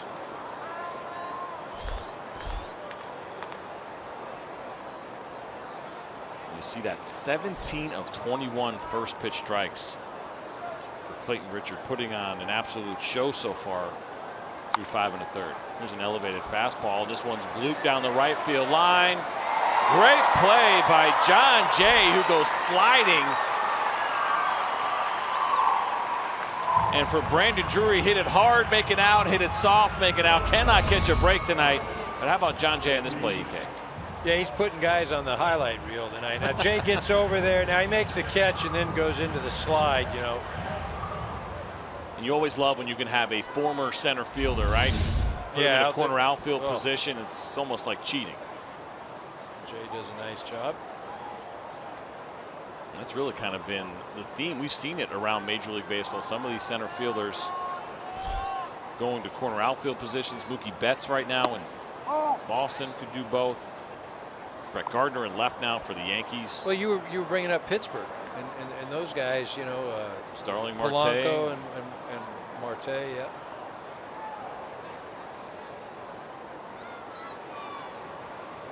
Wellington Castillo takes a look at a changeup. He's ahead in the count, 2-0. John Jay is in the second year of a 2-year deal for just under $11 million. We mentioned the trade earlier. Back in December of this year, or I should say 2015, traded from St. Louis. Be a free agent after the year, and he's going to get under this fly ball. And that's going to end the inning. 3 up, 3 down for Clayton Richard. Will now go to the bottom of the 6th inning. 3-0 Padres.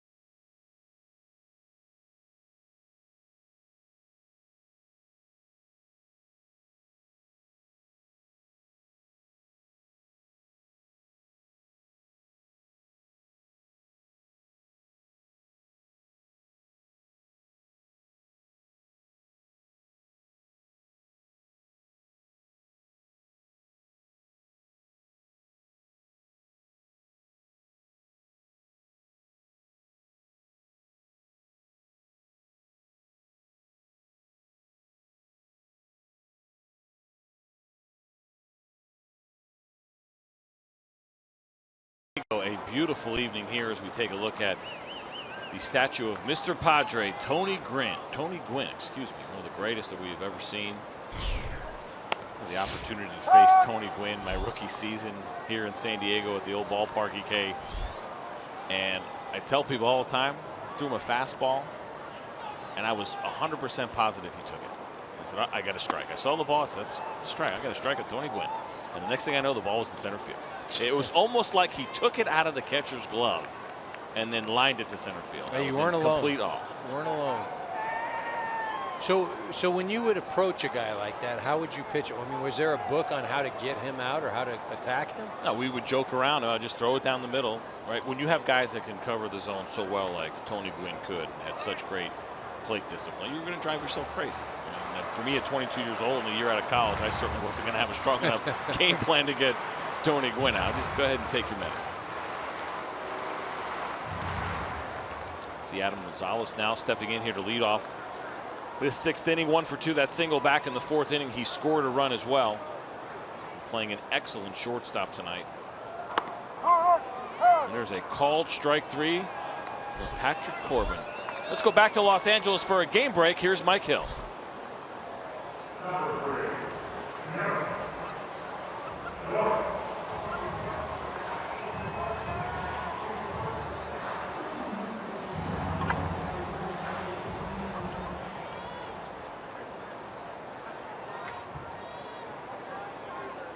Appreciate it, Mike. Back here at bottom of the 6th inning. Nolan Arenado becomes an interesting guy in that MVP race as well, man, as we talk about the Colorado factor.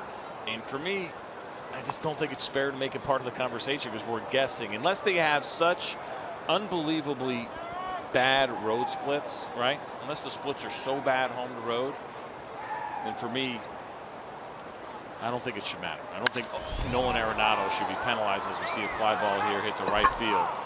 As Manny Tomas is under it, makes a catch, and 2 quick outs here in the 6th inning. What about Arenado MVP and the Colorado factor? So you can put him in the conversation. He's having a tremendous year, but again, Rockies, you know, they're not a 500 ball club. For me, though, offensively, and having played in that ballpark, you're going to put up numbers that just blow everybody out of the water just by rolling out of bed. And you know, I'll go back to 1997. Larry Walker won an MVP over Mike Piazza, and again, it's the field factor. One of the things that Colorado does for you in this game, as you know, is so very mental. And what Colorado does for you is you start thinking that I am that good. I start believing those numbers, and that helps you in the rest of your season. The numbers have to be so ridiculously good, and I just don't. I'm not seeing it right now. The defense as well. No, he's a great player. He's Yep. a great player. Yep. Don't get me wrong, and he is definitely in the conversation. But I don't think he supersedes a guy like Chris Bryant or Seager or Rizzo this year. I think it's fair. Clayton Richard in there now with 2 outs after the Alexi Amarista base hit. That was his 2nd of the night. That big one back in the 4th inning with the 2 RBIs. Richard 0 for 2. Now 1 for 13 on the season. He has struck out and flew out to center field back in the 4th inning. It's been impressive to watch pitch. Clayton Richard locked in 13 groundouts through 6 innings, just 74 pitches.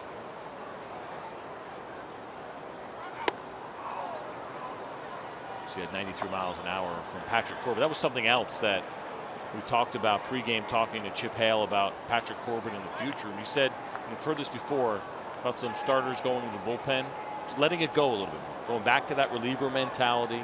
Everything you have, shorter spurts. A lot of times that helps guys when they get back into the rotation. Broken back ground ball to Gene Segura. Fields cleanly, throws to first. Richard out by a mile. And we will go to the top of the 7th inning. It is 3-0 here in San Diego.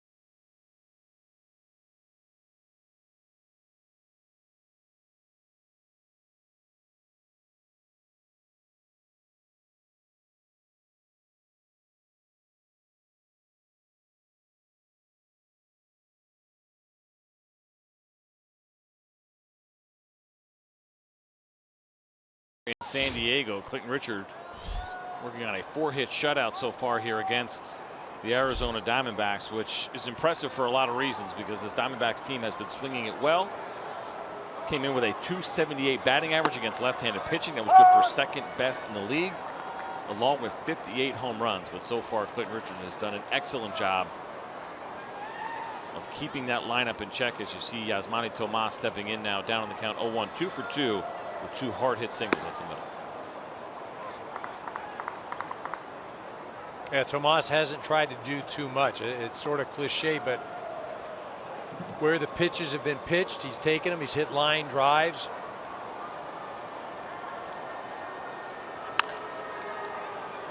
Fouled down, third baseline. About this, Clayton Richard 32-1 in his career when he staked to a lead of 3 or more runs. That's pretty impressive. I mean, 3 is not a huge number. No. But he has only lost 1 time in his career when he has been given a lead of 3 or more. I used to ask for a minimum of 10. That's where I used to get comfortable. I was told I never lost a game ever when I got 10 runs to support. Maybe a couple of no decisions in there, but never a loss. Well, at least guys knew what they had to do when they were playing behind you. I guess that's good. Did. I think, trying to explain why Richard has that sort of success.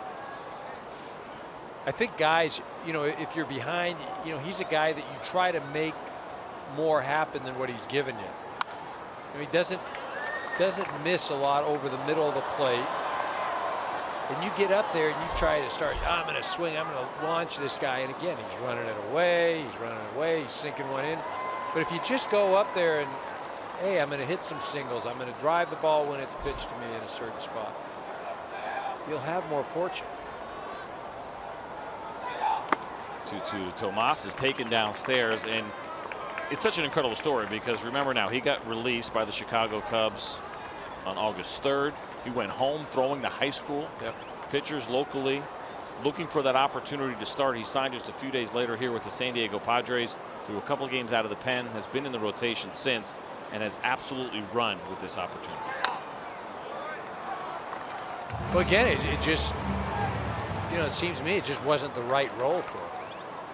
And, we kind of beat it down a little bit tonight, but you have more room for error as a starting pitcher. You don't have that luxury as a relief guy, especially when you're coming in tight situations. 9th pitch of the at-bat coming here to Tomas, and it is taken inside for ball 4. And how about a game break back in Los Angeles? Here's Mike Hill.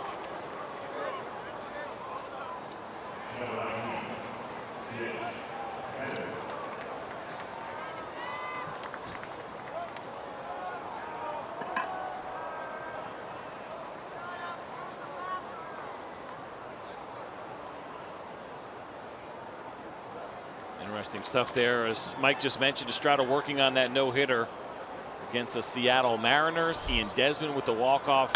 He's had a monster season. And here's Mitch Haniger with a little dribbler down the third base side. That's going to go foul. I tell you, you mentioned Estrada throwing well for Toronto.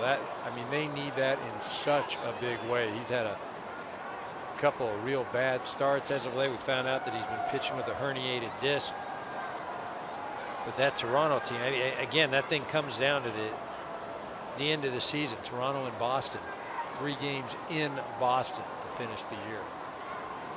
Pick-off attempt from Clayton Richard. Tomas back in plenty of time. Tomas just 2 stolen bases on the season. He's been caught 4 times.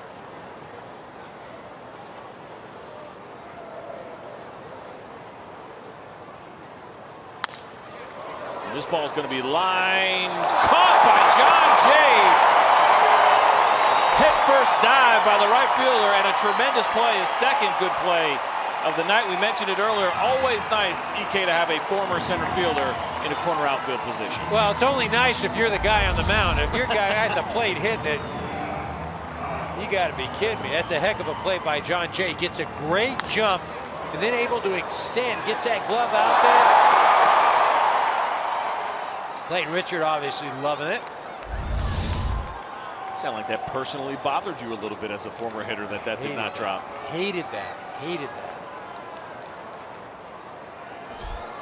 Kyle Jensen now in. He is grounded out to third base twice. Once for a double play back in the second inning, and then a 5-3 back in the fourth inning. This is maybe the perfect example of a guy that you work away with a good two-seamer and changeup who's pulling off. 28-year-old rookie. Yeah, again, you try to exploit the young hitter right now. Stay away, stay away. You try to use his aggressiveness against him.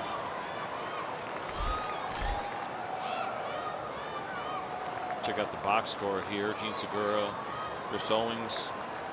It's a couple of hits, excuse me, one hit each, and then there's Manny Tomas. There's 2 singles, and that has been it. Just 2 walks as well for Clayton Richard tonight. He has been outstanding so far through 6 1/3 innings. Well, and remember Segura, that was an infield hit, right? That was a ground ball to Rosales, I believe. His 24th of the year. 24th infield hit, I should say. This one is hit hard into center field, and Jankowski with the good wheels is back, leaps, does not get it, short hops the wall, takes a big bounce. Tomas is going to score. Kyle Jensen is in with a stand-up triple, the first run across the board for the Arizona Diamondbacks. This ball absolutely drilled to dead center. Jankowski gave it his best effort, but he came up short. Yeah, you mentioned it. This ball absolutely crushed. What was interesting, it hits the wall and just goes straight back. So the corner outfielders, both of whom go over there to back up. You see that good extension right there, stays behind the ball, stiff front leg. Jankowski makes a good effort and just gets over his head. It bounces off the wall. Both the outfielders are over there. It just goes straight. It doesn't shoot to one side or the other. And that is the first career triple for Kyle Jensen. The 55th for the Arizona Diamondbacks this year. That is the best in Major League Baseball.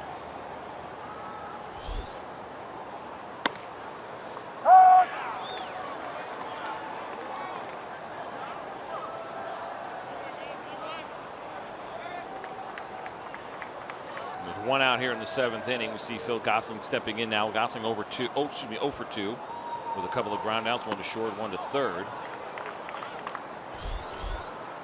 Right hand, the lefty up now in that San Diego bullpen.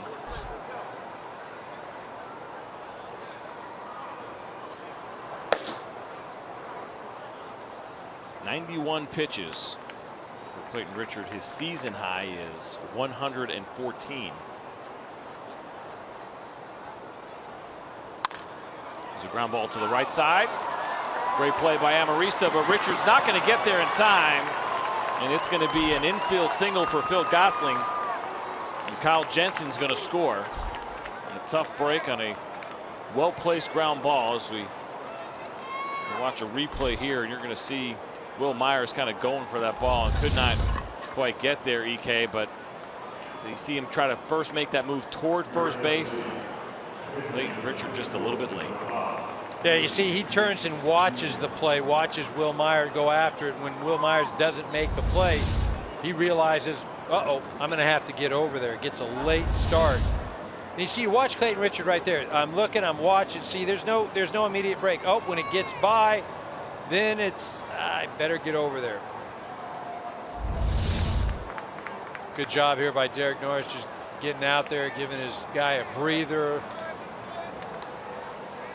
Comes Mr. Green.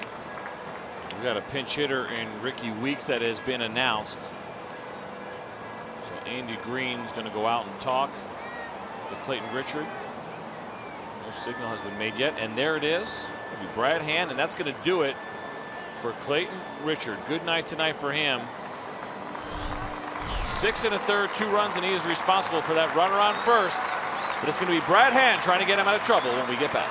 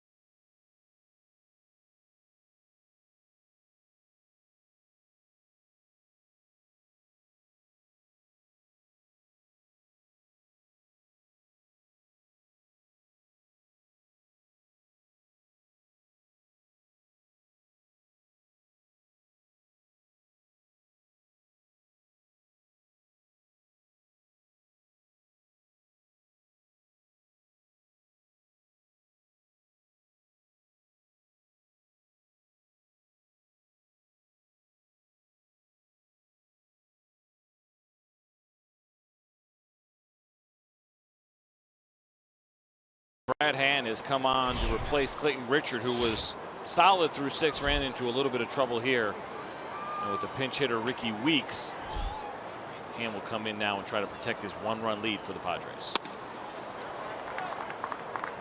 Ricky Weeks against lefties this year, 292 batting average, 6 home runs.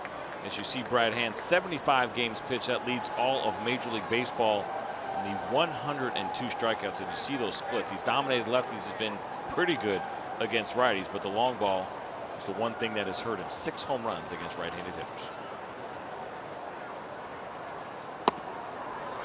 And she's got that fastball that runs away from the right-handed hitters. Right now looking for a ground ball. You see this pitch just running away, down and away.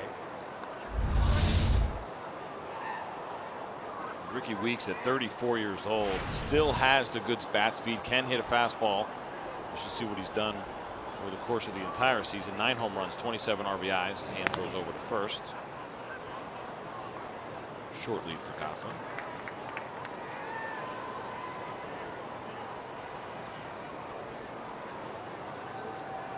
See the 102 strikeouts by Brad Hand, 4th in Major League Baseball. Dylan Betances 120 punch-outs this season.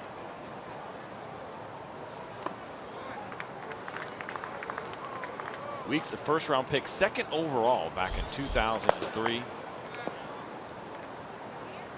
Yeah, he had some years. A&M. Yes, he did. Years with the Brewers, right? I mean, he had some pop. Southern University and A&M College in Baton Rouge, Louisiana. What Hall of Famer EK went there? Do you know?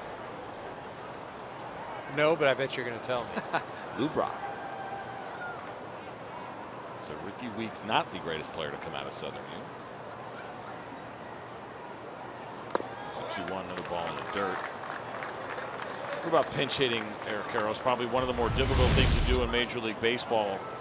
Generally, you feel like I see guys come out swinging right away, looking for a strike, don't want to get deep in the count. What's that approach that you like to see from your pinch hitters? Ideally, you have to have a certain type of makeup, and it may not be, you know, your greatest hitters or your greatest players, but guys that have been able to develop a mentality and approach. Look at our own Mark Sweeney, who works with us up at the studios, and he's doing whip around in the post game tonight. San Diego fans know him, was an excellent pinch hitter. And again, it's just a mentality. It's being able to prepare yourself, having an idea, knowing the pitcher that you're going to face, knowing the situation. You know, there's a lot more, I think, mental preparation and focus required than actual hitting ability. And I think those that are able to master it, like I said, very special. Lenny Harris, the all-time pinch hit king in Major League Baseball. Mark Sweeney 2nd on that list. Weeks this year, 9 for 54 as a pinch hitter, 167 batting average. There's a breaking ball hit to third, could be 2. And Marista turns to Myers in time. And Brad Hand gets the double play that he's looking for and gets the Padres and Clayton Richard out of that jam. It's 3-2, and we're going to the bottom of the 7th here in San Diego.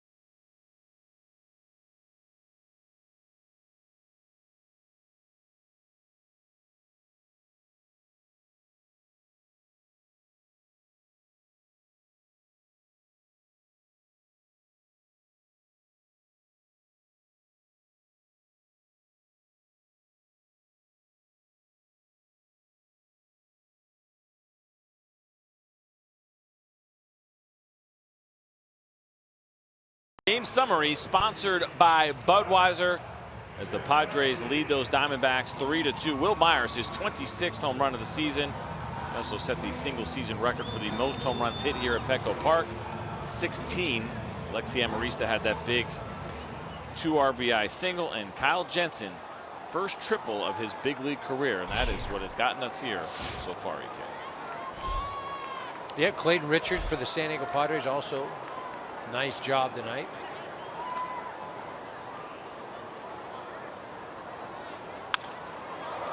As Travis Jankowski fouls off the first pitch from the new pitcher Dominic Leone. 22 games pitched. You see the high ERA there, 23 innings. And those batting average against 415 lefties, 393 against righties.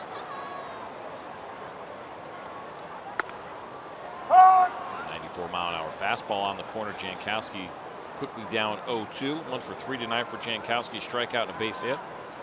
Fly out to center to lead off the game.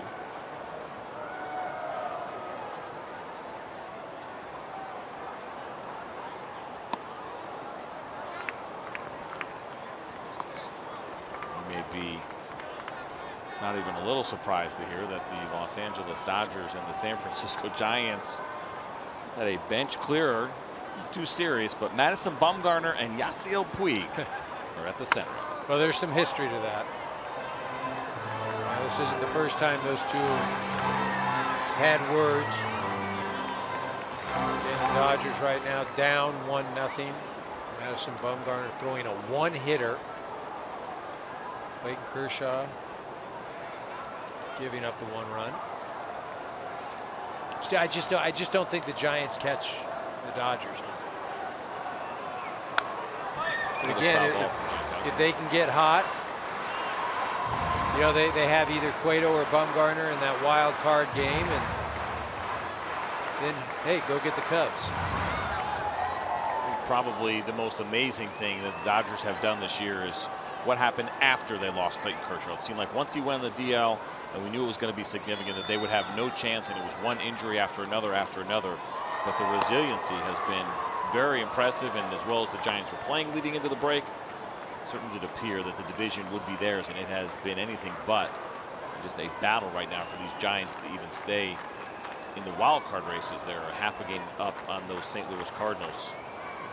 Unbelievable turn of events here in the second half of the season.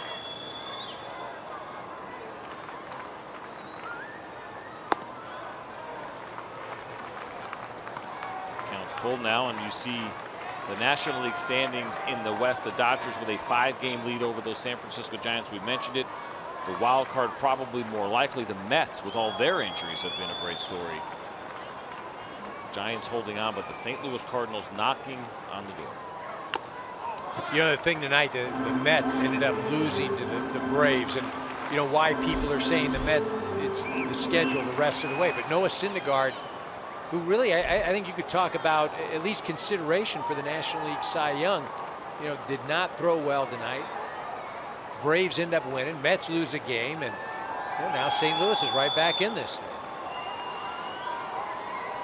Just when you think somebody's going to run away and take it, doesn't happen. Ball forward to Jankowski, and let's go back to Los Angeles. Here's a game break with Mike Hill.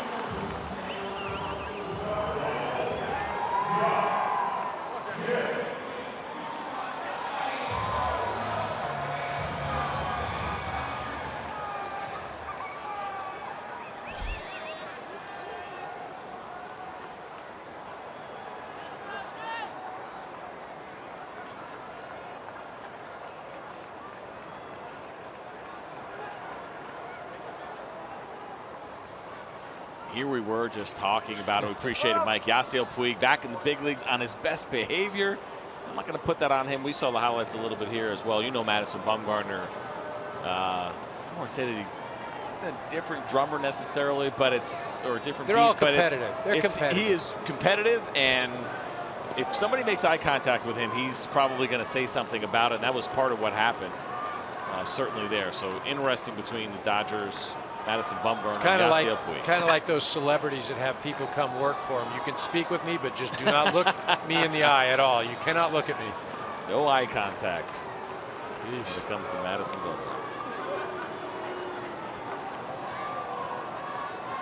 Jankowski, by the way, that was a 9-pitch walk. Impressive at bat for him.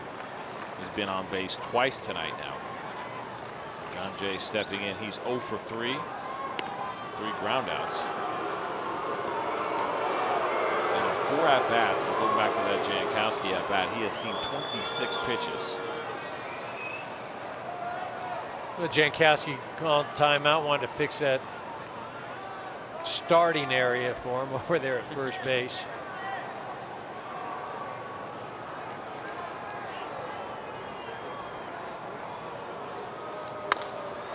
John Jay hits a soft fly ball to left field. Brandon Drury's there, makes the catch for the first out, and now it's time for the prevailing moment of the game, sponsored by the Hartford and Eric Karros. It's going to be that Will Myers home run. It gets that fastball out over the plate. You know, it's probably even off the plate a little bit, but it's up.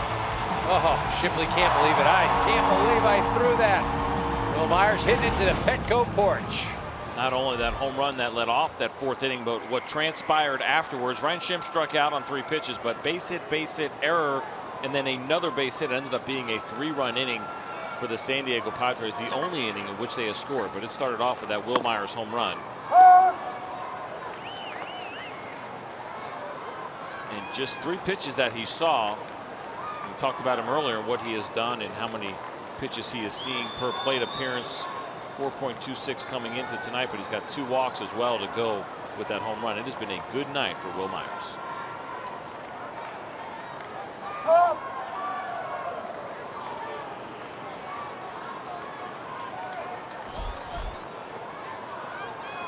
So Hathaway warming up now in the bullpen. The left-hander for the Arizona Diamondbacks.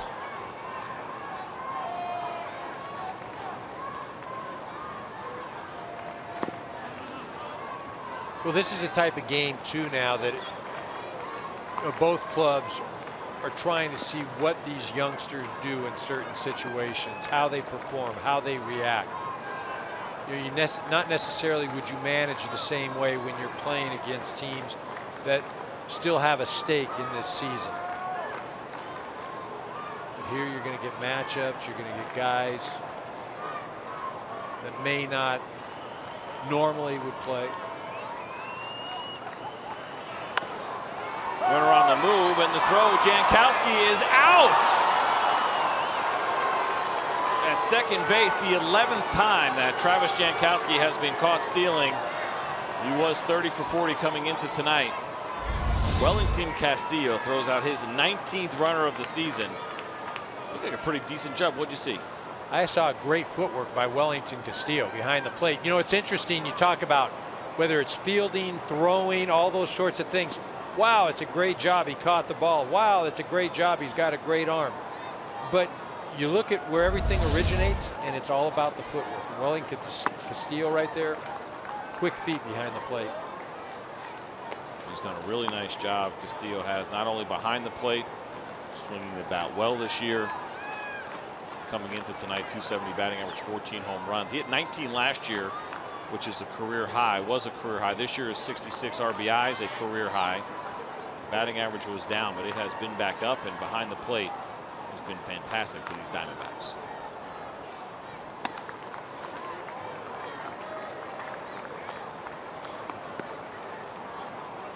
Well, 3-2 right now. So are you going to challenge him with the fastball, or are you going to pitch to him? What are you going to do? Are you going to try and throw a slide or something? What do you do here? 3-2. You talk about young guys learning here and everything else. I want to see him throw a 3-2 slider and see if he can do it. I don't want to walk him. Right. I want to be aggressive, and it's a fastball, and it's in on the hands. And here comes Owing with plenty of time, makes a great throw to Jensen. So it ends up being just the minimum, and we are now going to the top of the 8th. San Diego 3-2.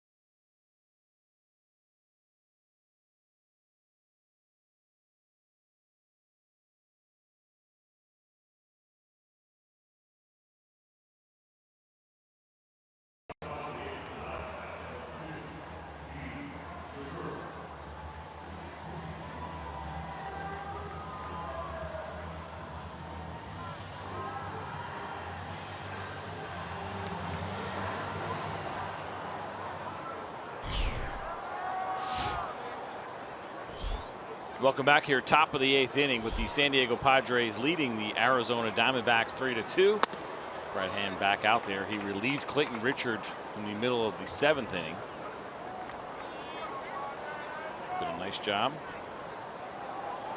Now he's facing Gene Segura, 1 for 3. See the updated batting average at .319 and chasing that 200 hit mark. He's at 190 on the season. We also mentioned it earlier, potentially chasing Luis Gonzalez's team record of 209 hits. 19 hits he would need between the rest of this game and the remaining 12 afterwards.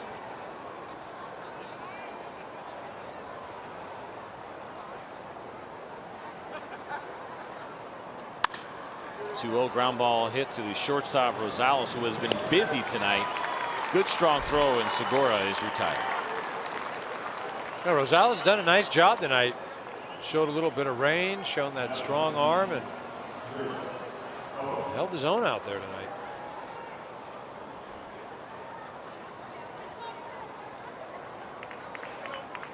With one out, Chris Owings now stepping to the plate. Owings 1 for 3, singled back in the 3rd inning, grounded to short in the 1st, and back to the pitcher in the 6th.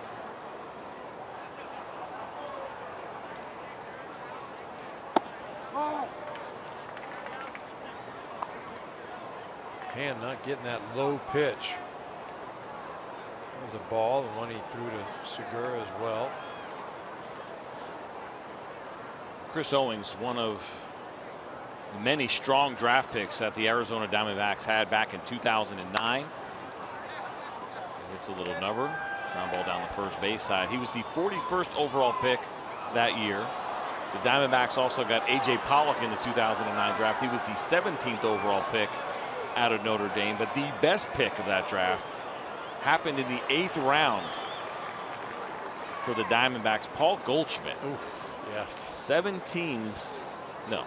30 teams passed on him 7 times before he finally fell again, and the Arizona Diamondbacks, after seeing him go by, finally nabbed him in the 8th round. That was a strong draft for the Arizona Diamondbacks. 3 impact guys: Owings, Pollock, and Goldschmidt. The most popular way to follow the September pennant races and the postseason is with MLB.com At Bat, the #1 app for live baseball. Enjoy game day, live game video highlights, StatCast, news, and more. Get MLB.com At Bat on your favorite device now. Best app in the business by far. MLB At Bat app. I got You've got that going right now.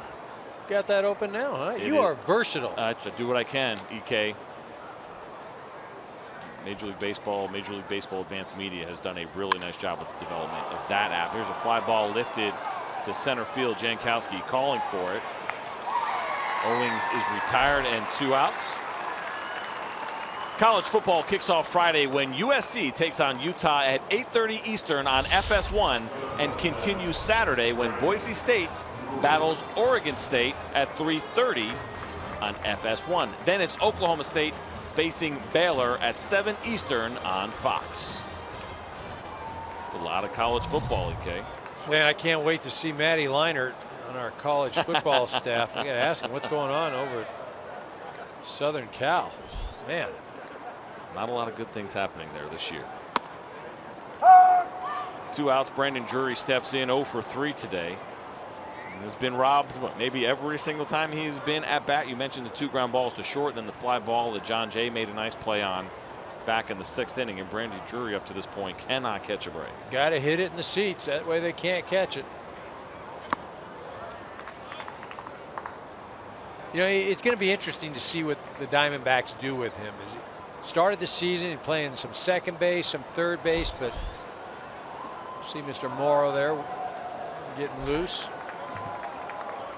Getting back to Drury, you know, because Lamb over at third with the Diamondbacks has established himself as a nice power hitter. Segura having a tremendous season at second base. Out in left field tonight. They'd love to get his bat in the lineup.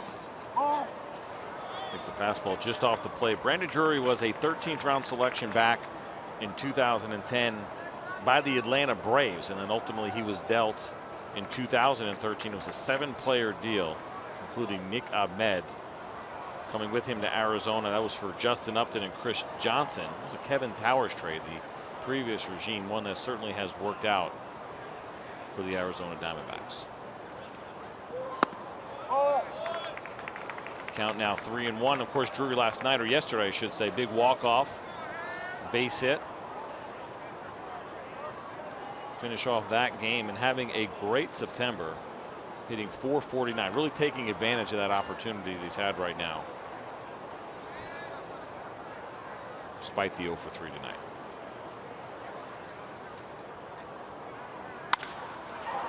The line shot. John Jay right there in the gap, makes the catch. And the top of the 8th inning is over. 3-2, Padres holding on.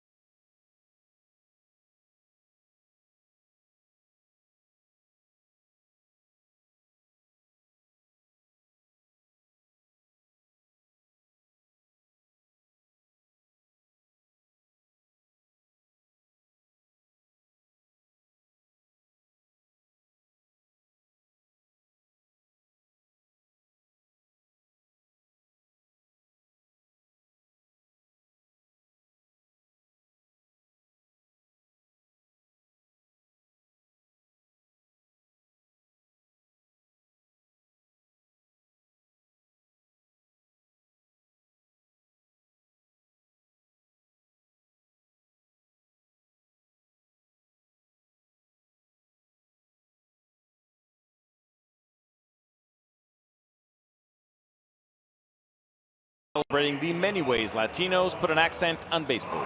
Share how you put an accent on the game with hashtag Ponle Acento.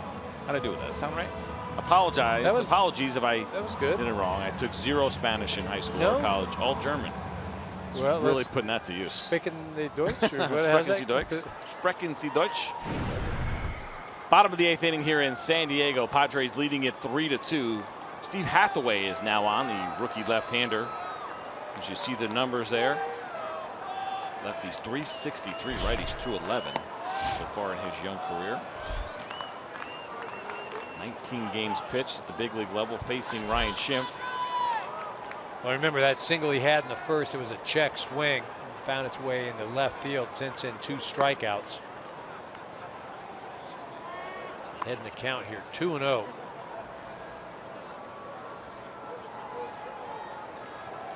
I started talking about earlier, we were talking about Schimpf and the strikeouts and the potential rate there, and kind of projecting over the course of a full season. 600 at-bats at the rate that he's striking out right now, and not including the couple tonight.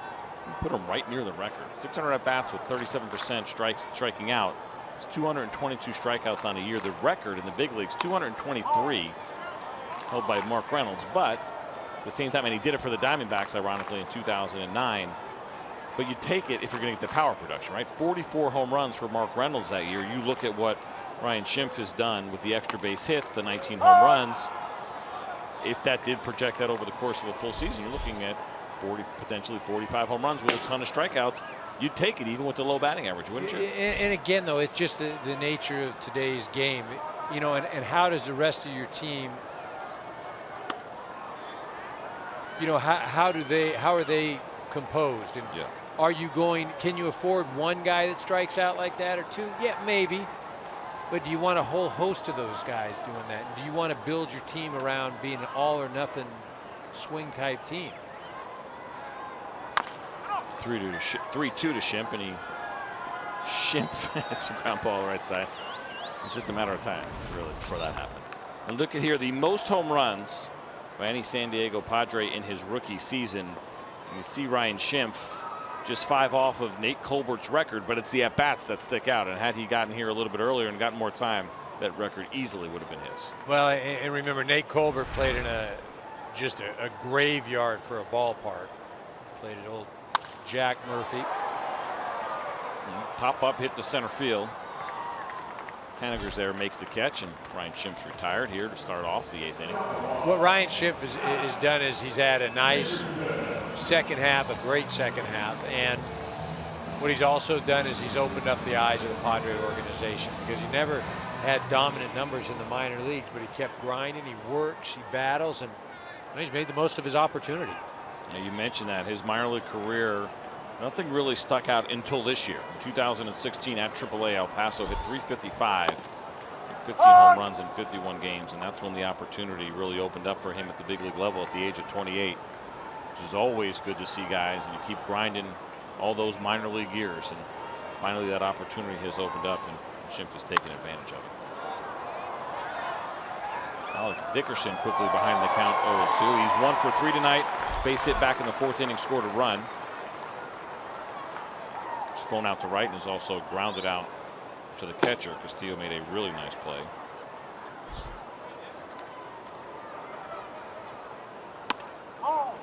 Well, remember, as we go into the 9th inning, if the Diamondbacks can hold the Padres, it's a 1-run game. Paul Goldschmidt we have not seen yet tonight. Dickerson lines one right up the middle. Or 1 out base hit, his 2nd of the night. Be nice for the Padres to score a run or two just for some insurance. Dickerson does a nice job of just shooting that ball right back up the middle. Hanging breaking ball there from Hathaway. I mentioned it, the struggles against lefties, the numbers a little bit crooked. Chip Hale says that's going to be it for Steve Hathaway. And we'll be back and we'll let you know about the next pitcher coming in here on FS1.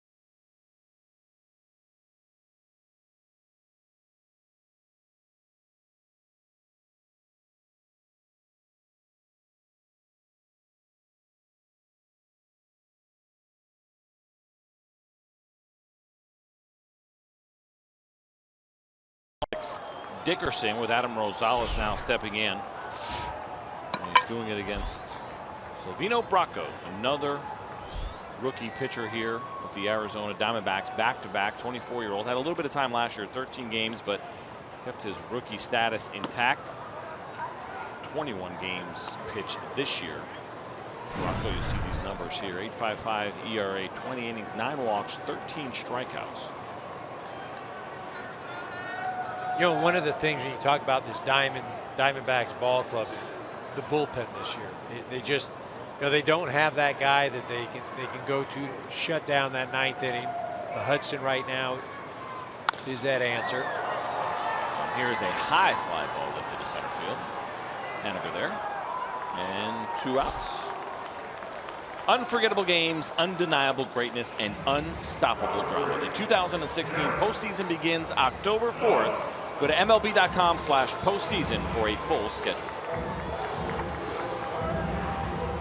You can read some promos. Oh, no. Holy cow. Grade school did me well, all that reading. You mentioned the struggles of the bullpen, really the pitching all the way around here for the Arizona Diamondbacks, coming in with the worst ERA in baseball at 5.22. Starting pitching was at a 5.3. The bullpen was up over 5 as well, which can make it difficult for Chip Hale, not having the pieces to work with. Obviously, you have to pitch to win, but even thinking about the games where you do have leads and some inconsistency from your arms makes it very difficult when you got to make that phone call and you got to pick up that phone. As you see, the largest increase in ERA from the previous season, the Arizona Diamondbacks at a 4.04 last year, 5.22 this year. That 1.18 difference coming into tonight. See Zach Greinke in the background, the largest in Major League Baseball this season. Oh, filthy slider right there. Norris offering at it. It'll be interesting to see what they do to rectify that situation in the bullpen. You know, there's nothing worse than, you know, not having somebody that can shut down games. I mean, you look at all the teams that are vying for the postseason right now, and you know they've all got that knockdown closer. I mean, the Giants right now are struggling, but you know, everybody seems to have that guy that they can go to. Hanging breaking ball, but line to Chris Owings, and he makes the catch. And we will go to the top of the 9th inning. The San Diego Padres leading it 3-2.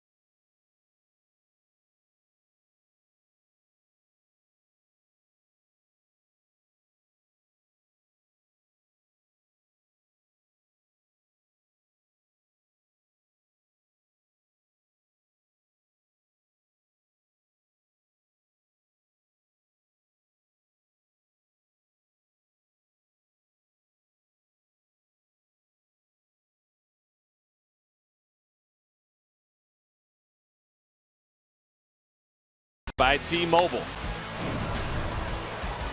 And how about John Jay and the defense tonight, running in EK, one that seemed like it hurt you personally a little bit. You're a little bit upset about Mitch Haniger being robbed of that base hit, but the former center fielder in right field tonight for the San Diego Padres Great defense by John Yeah, Jay. San Diego's made some nice plays. Rosales over at shortstop. Jay in right field made a couple.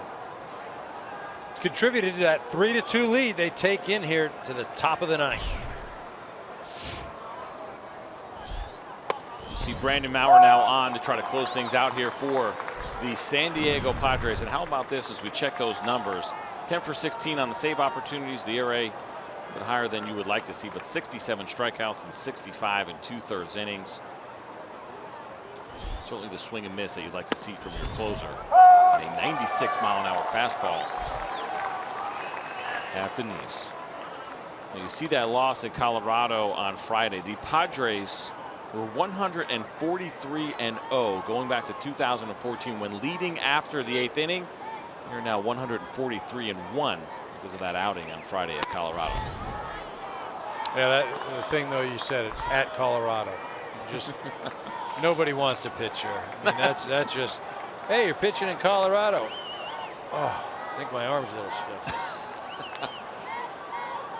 See Wellington Castillo and his numbers against Brandon Maurer. 0 for 3.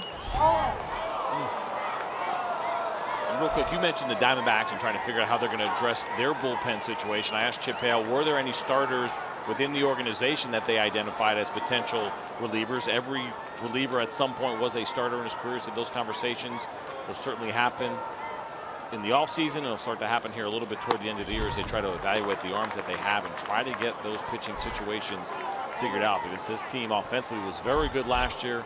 Know about the injuries, they'll be good again. They got some bats here to work with, and the defense will get a little bit better, but it's the pitching that probably needs the most drastic improvement, and they'll try to do it from within. Certainly banking on, I'm sure, Zach Greinke having a better year, certainly getting off to a better start than he did this season.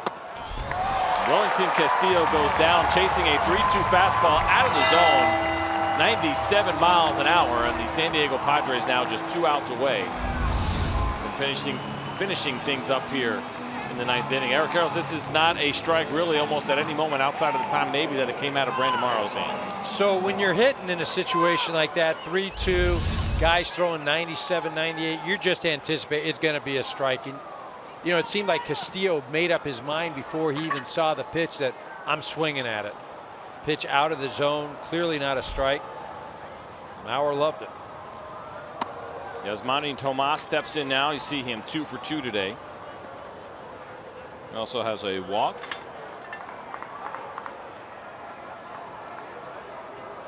So this is a guy with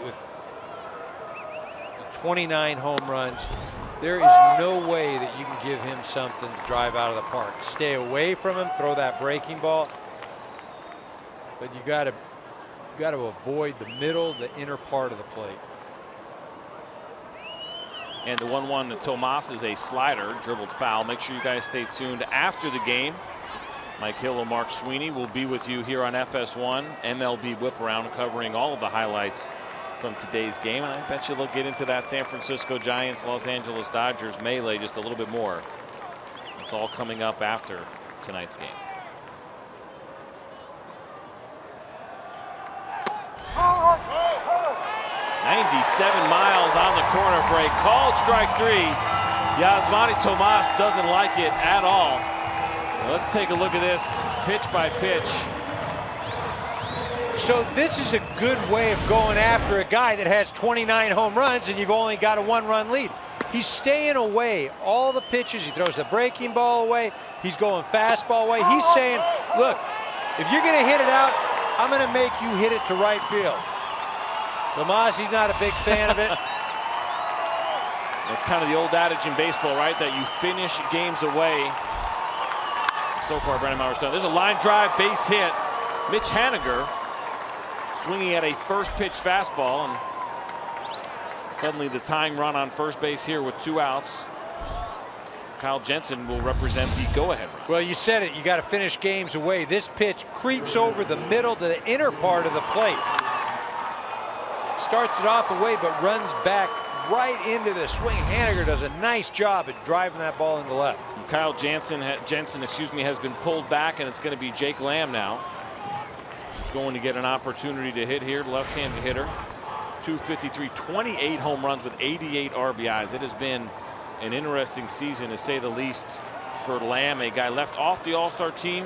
He was in that final vote, hit .291 with a .983 OPS going into the All-Star break. 20 home runs afterwards. He's only hit .198 at OPS, better than 300 points lower in the second half of the season. So another case of a guy slowing down a little bit here in the second half in Jake Lamb. So we saw Jake Lamb obviously up at the plate, but looming on deck, Paul Goldschmidt. Mauer falls behind 1-0 on Lamb, left-handed hitter. Takes a fastball even 1-1. Lamb, a 6th-round pick back in 2012 out of the University of Washington. You know, and they've got a tremendous shift on it. Look, if Lamb just shot the ball to the left side, he brings Goldschmidt to the plate. And that might have been the pitch to do it on. 95 miles an hour on the corner. Well, Brandon Mauer, 1 strike away from finishing this game. As a hitter, you have to think, again, with Lamb's type of power, he's not going to try to come in on you. He's going to go away, away, away. Crowd on their feet wanting Brandon Mauer to finish this thing off. San Diego Padres lead it by 1. And the 1-2 pitch at 97 miles an hour is fouled away. Look, if you're hitting up there, obviously with 2 strikes, you're just trying to protect. You're not trying to drive the ball. Your job is to get one of the best hitters in baseball, and Paul Goldschmidt, up to the plate. I'm looking middle away. If he throws a fastball in, I tip my cap. But I'm not going to get beat middle away. See Derek Norris looked like he called for that fastball away. Brandon Mauer wanted to step off and double check, make sure he saw it the way. And Norris put it down. Here's the 1-2. And it's on the corner, strike 3. This ball game is over. 97 miles an hour from Brandon Mauer, and that is going to do it. The San Diego Padres hold on by a score of 3-2. But how about this pitch, Eric Karros? A nice job by Mauer. Again, the way he went after these hitters in the last inning, some power guys, Tomas, Lamb, he stayed away. He executed. He said, look, if you're going to beat me going out of the yard, you're going to have to beat me going opposite field. Nice job by the right hand. And a nice win here for the San Diego Padres. Once again, our final score, 3-2. We will now send you out to our Los Angeles studios for MLB Whip Around.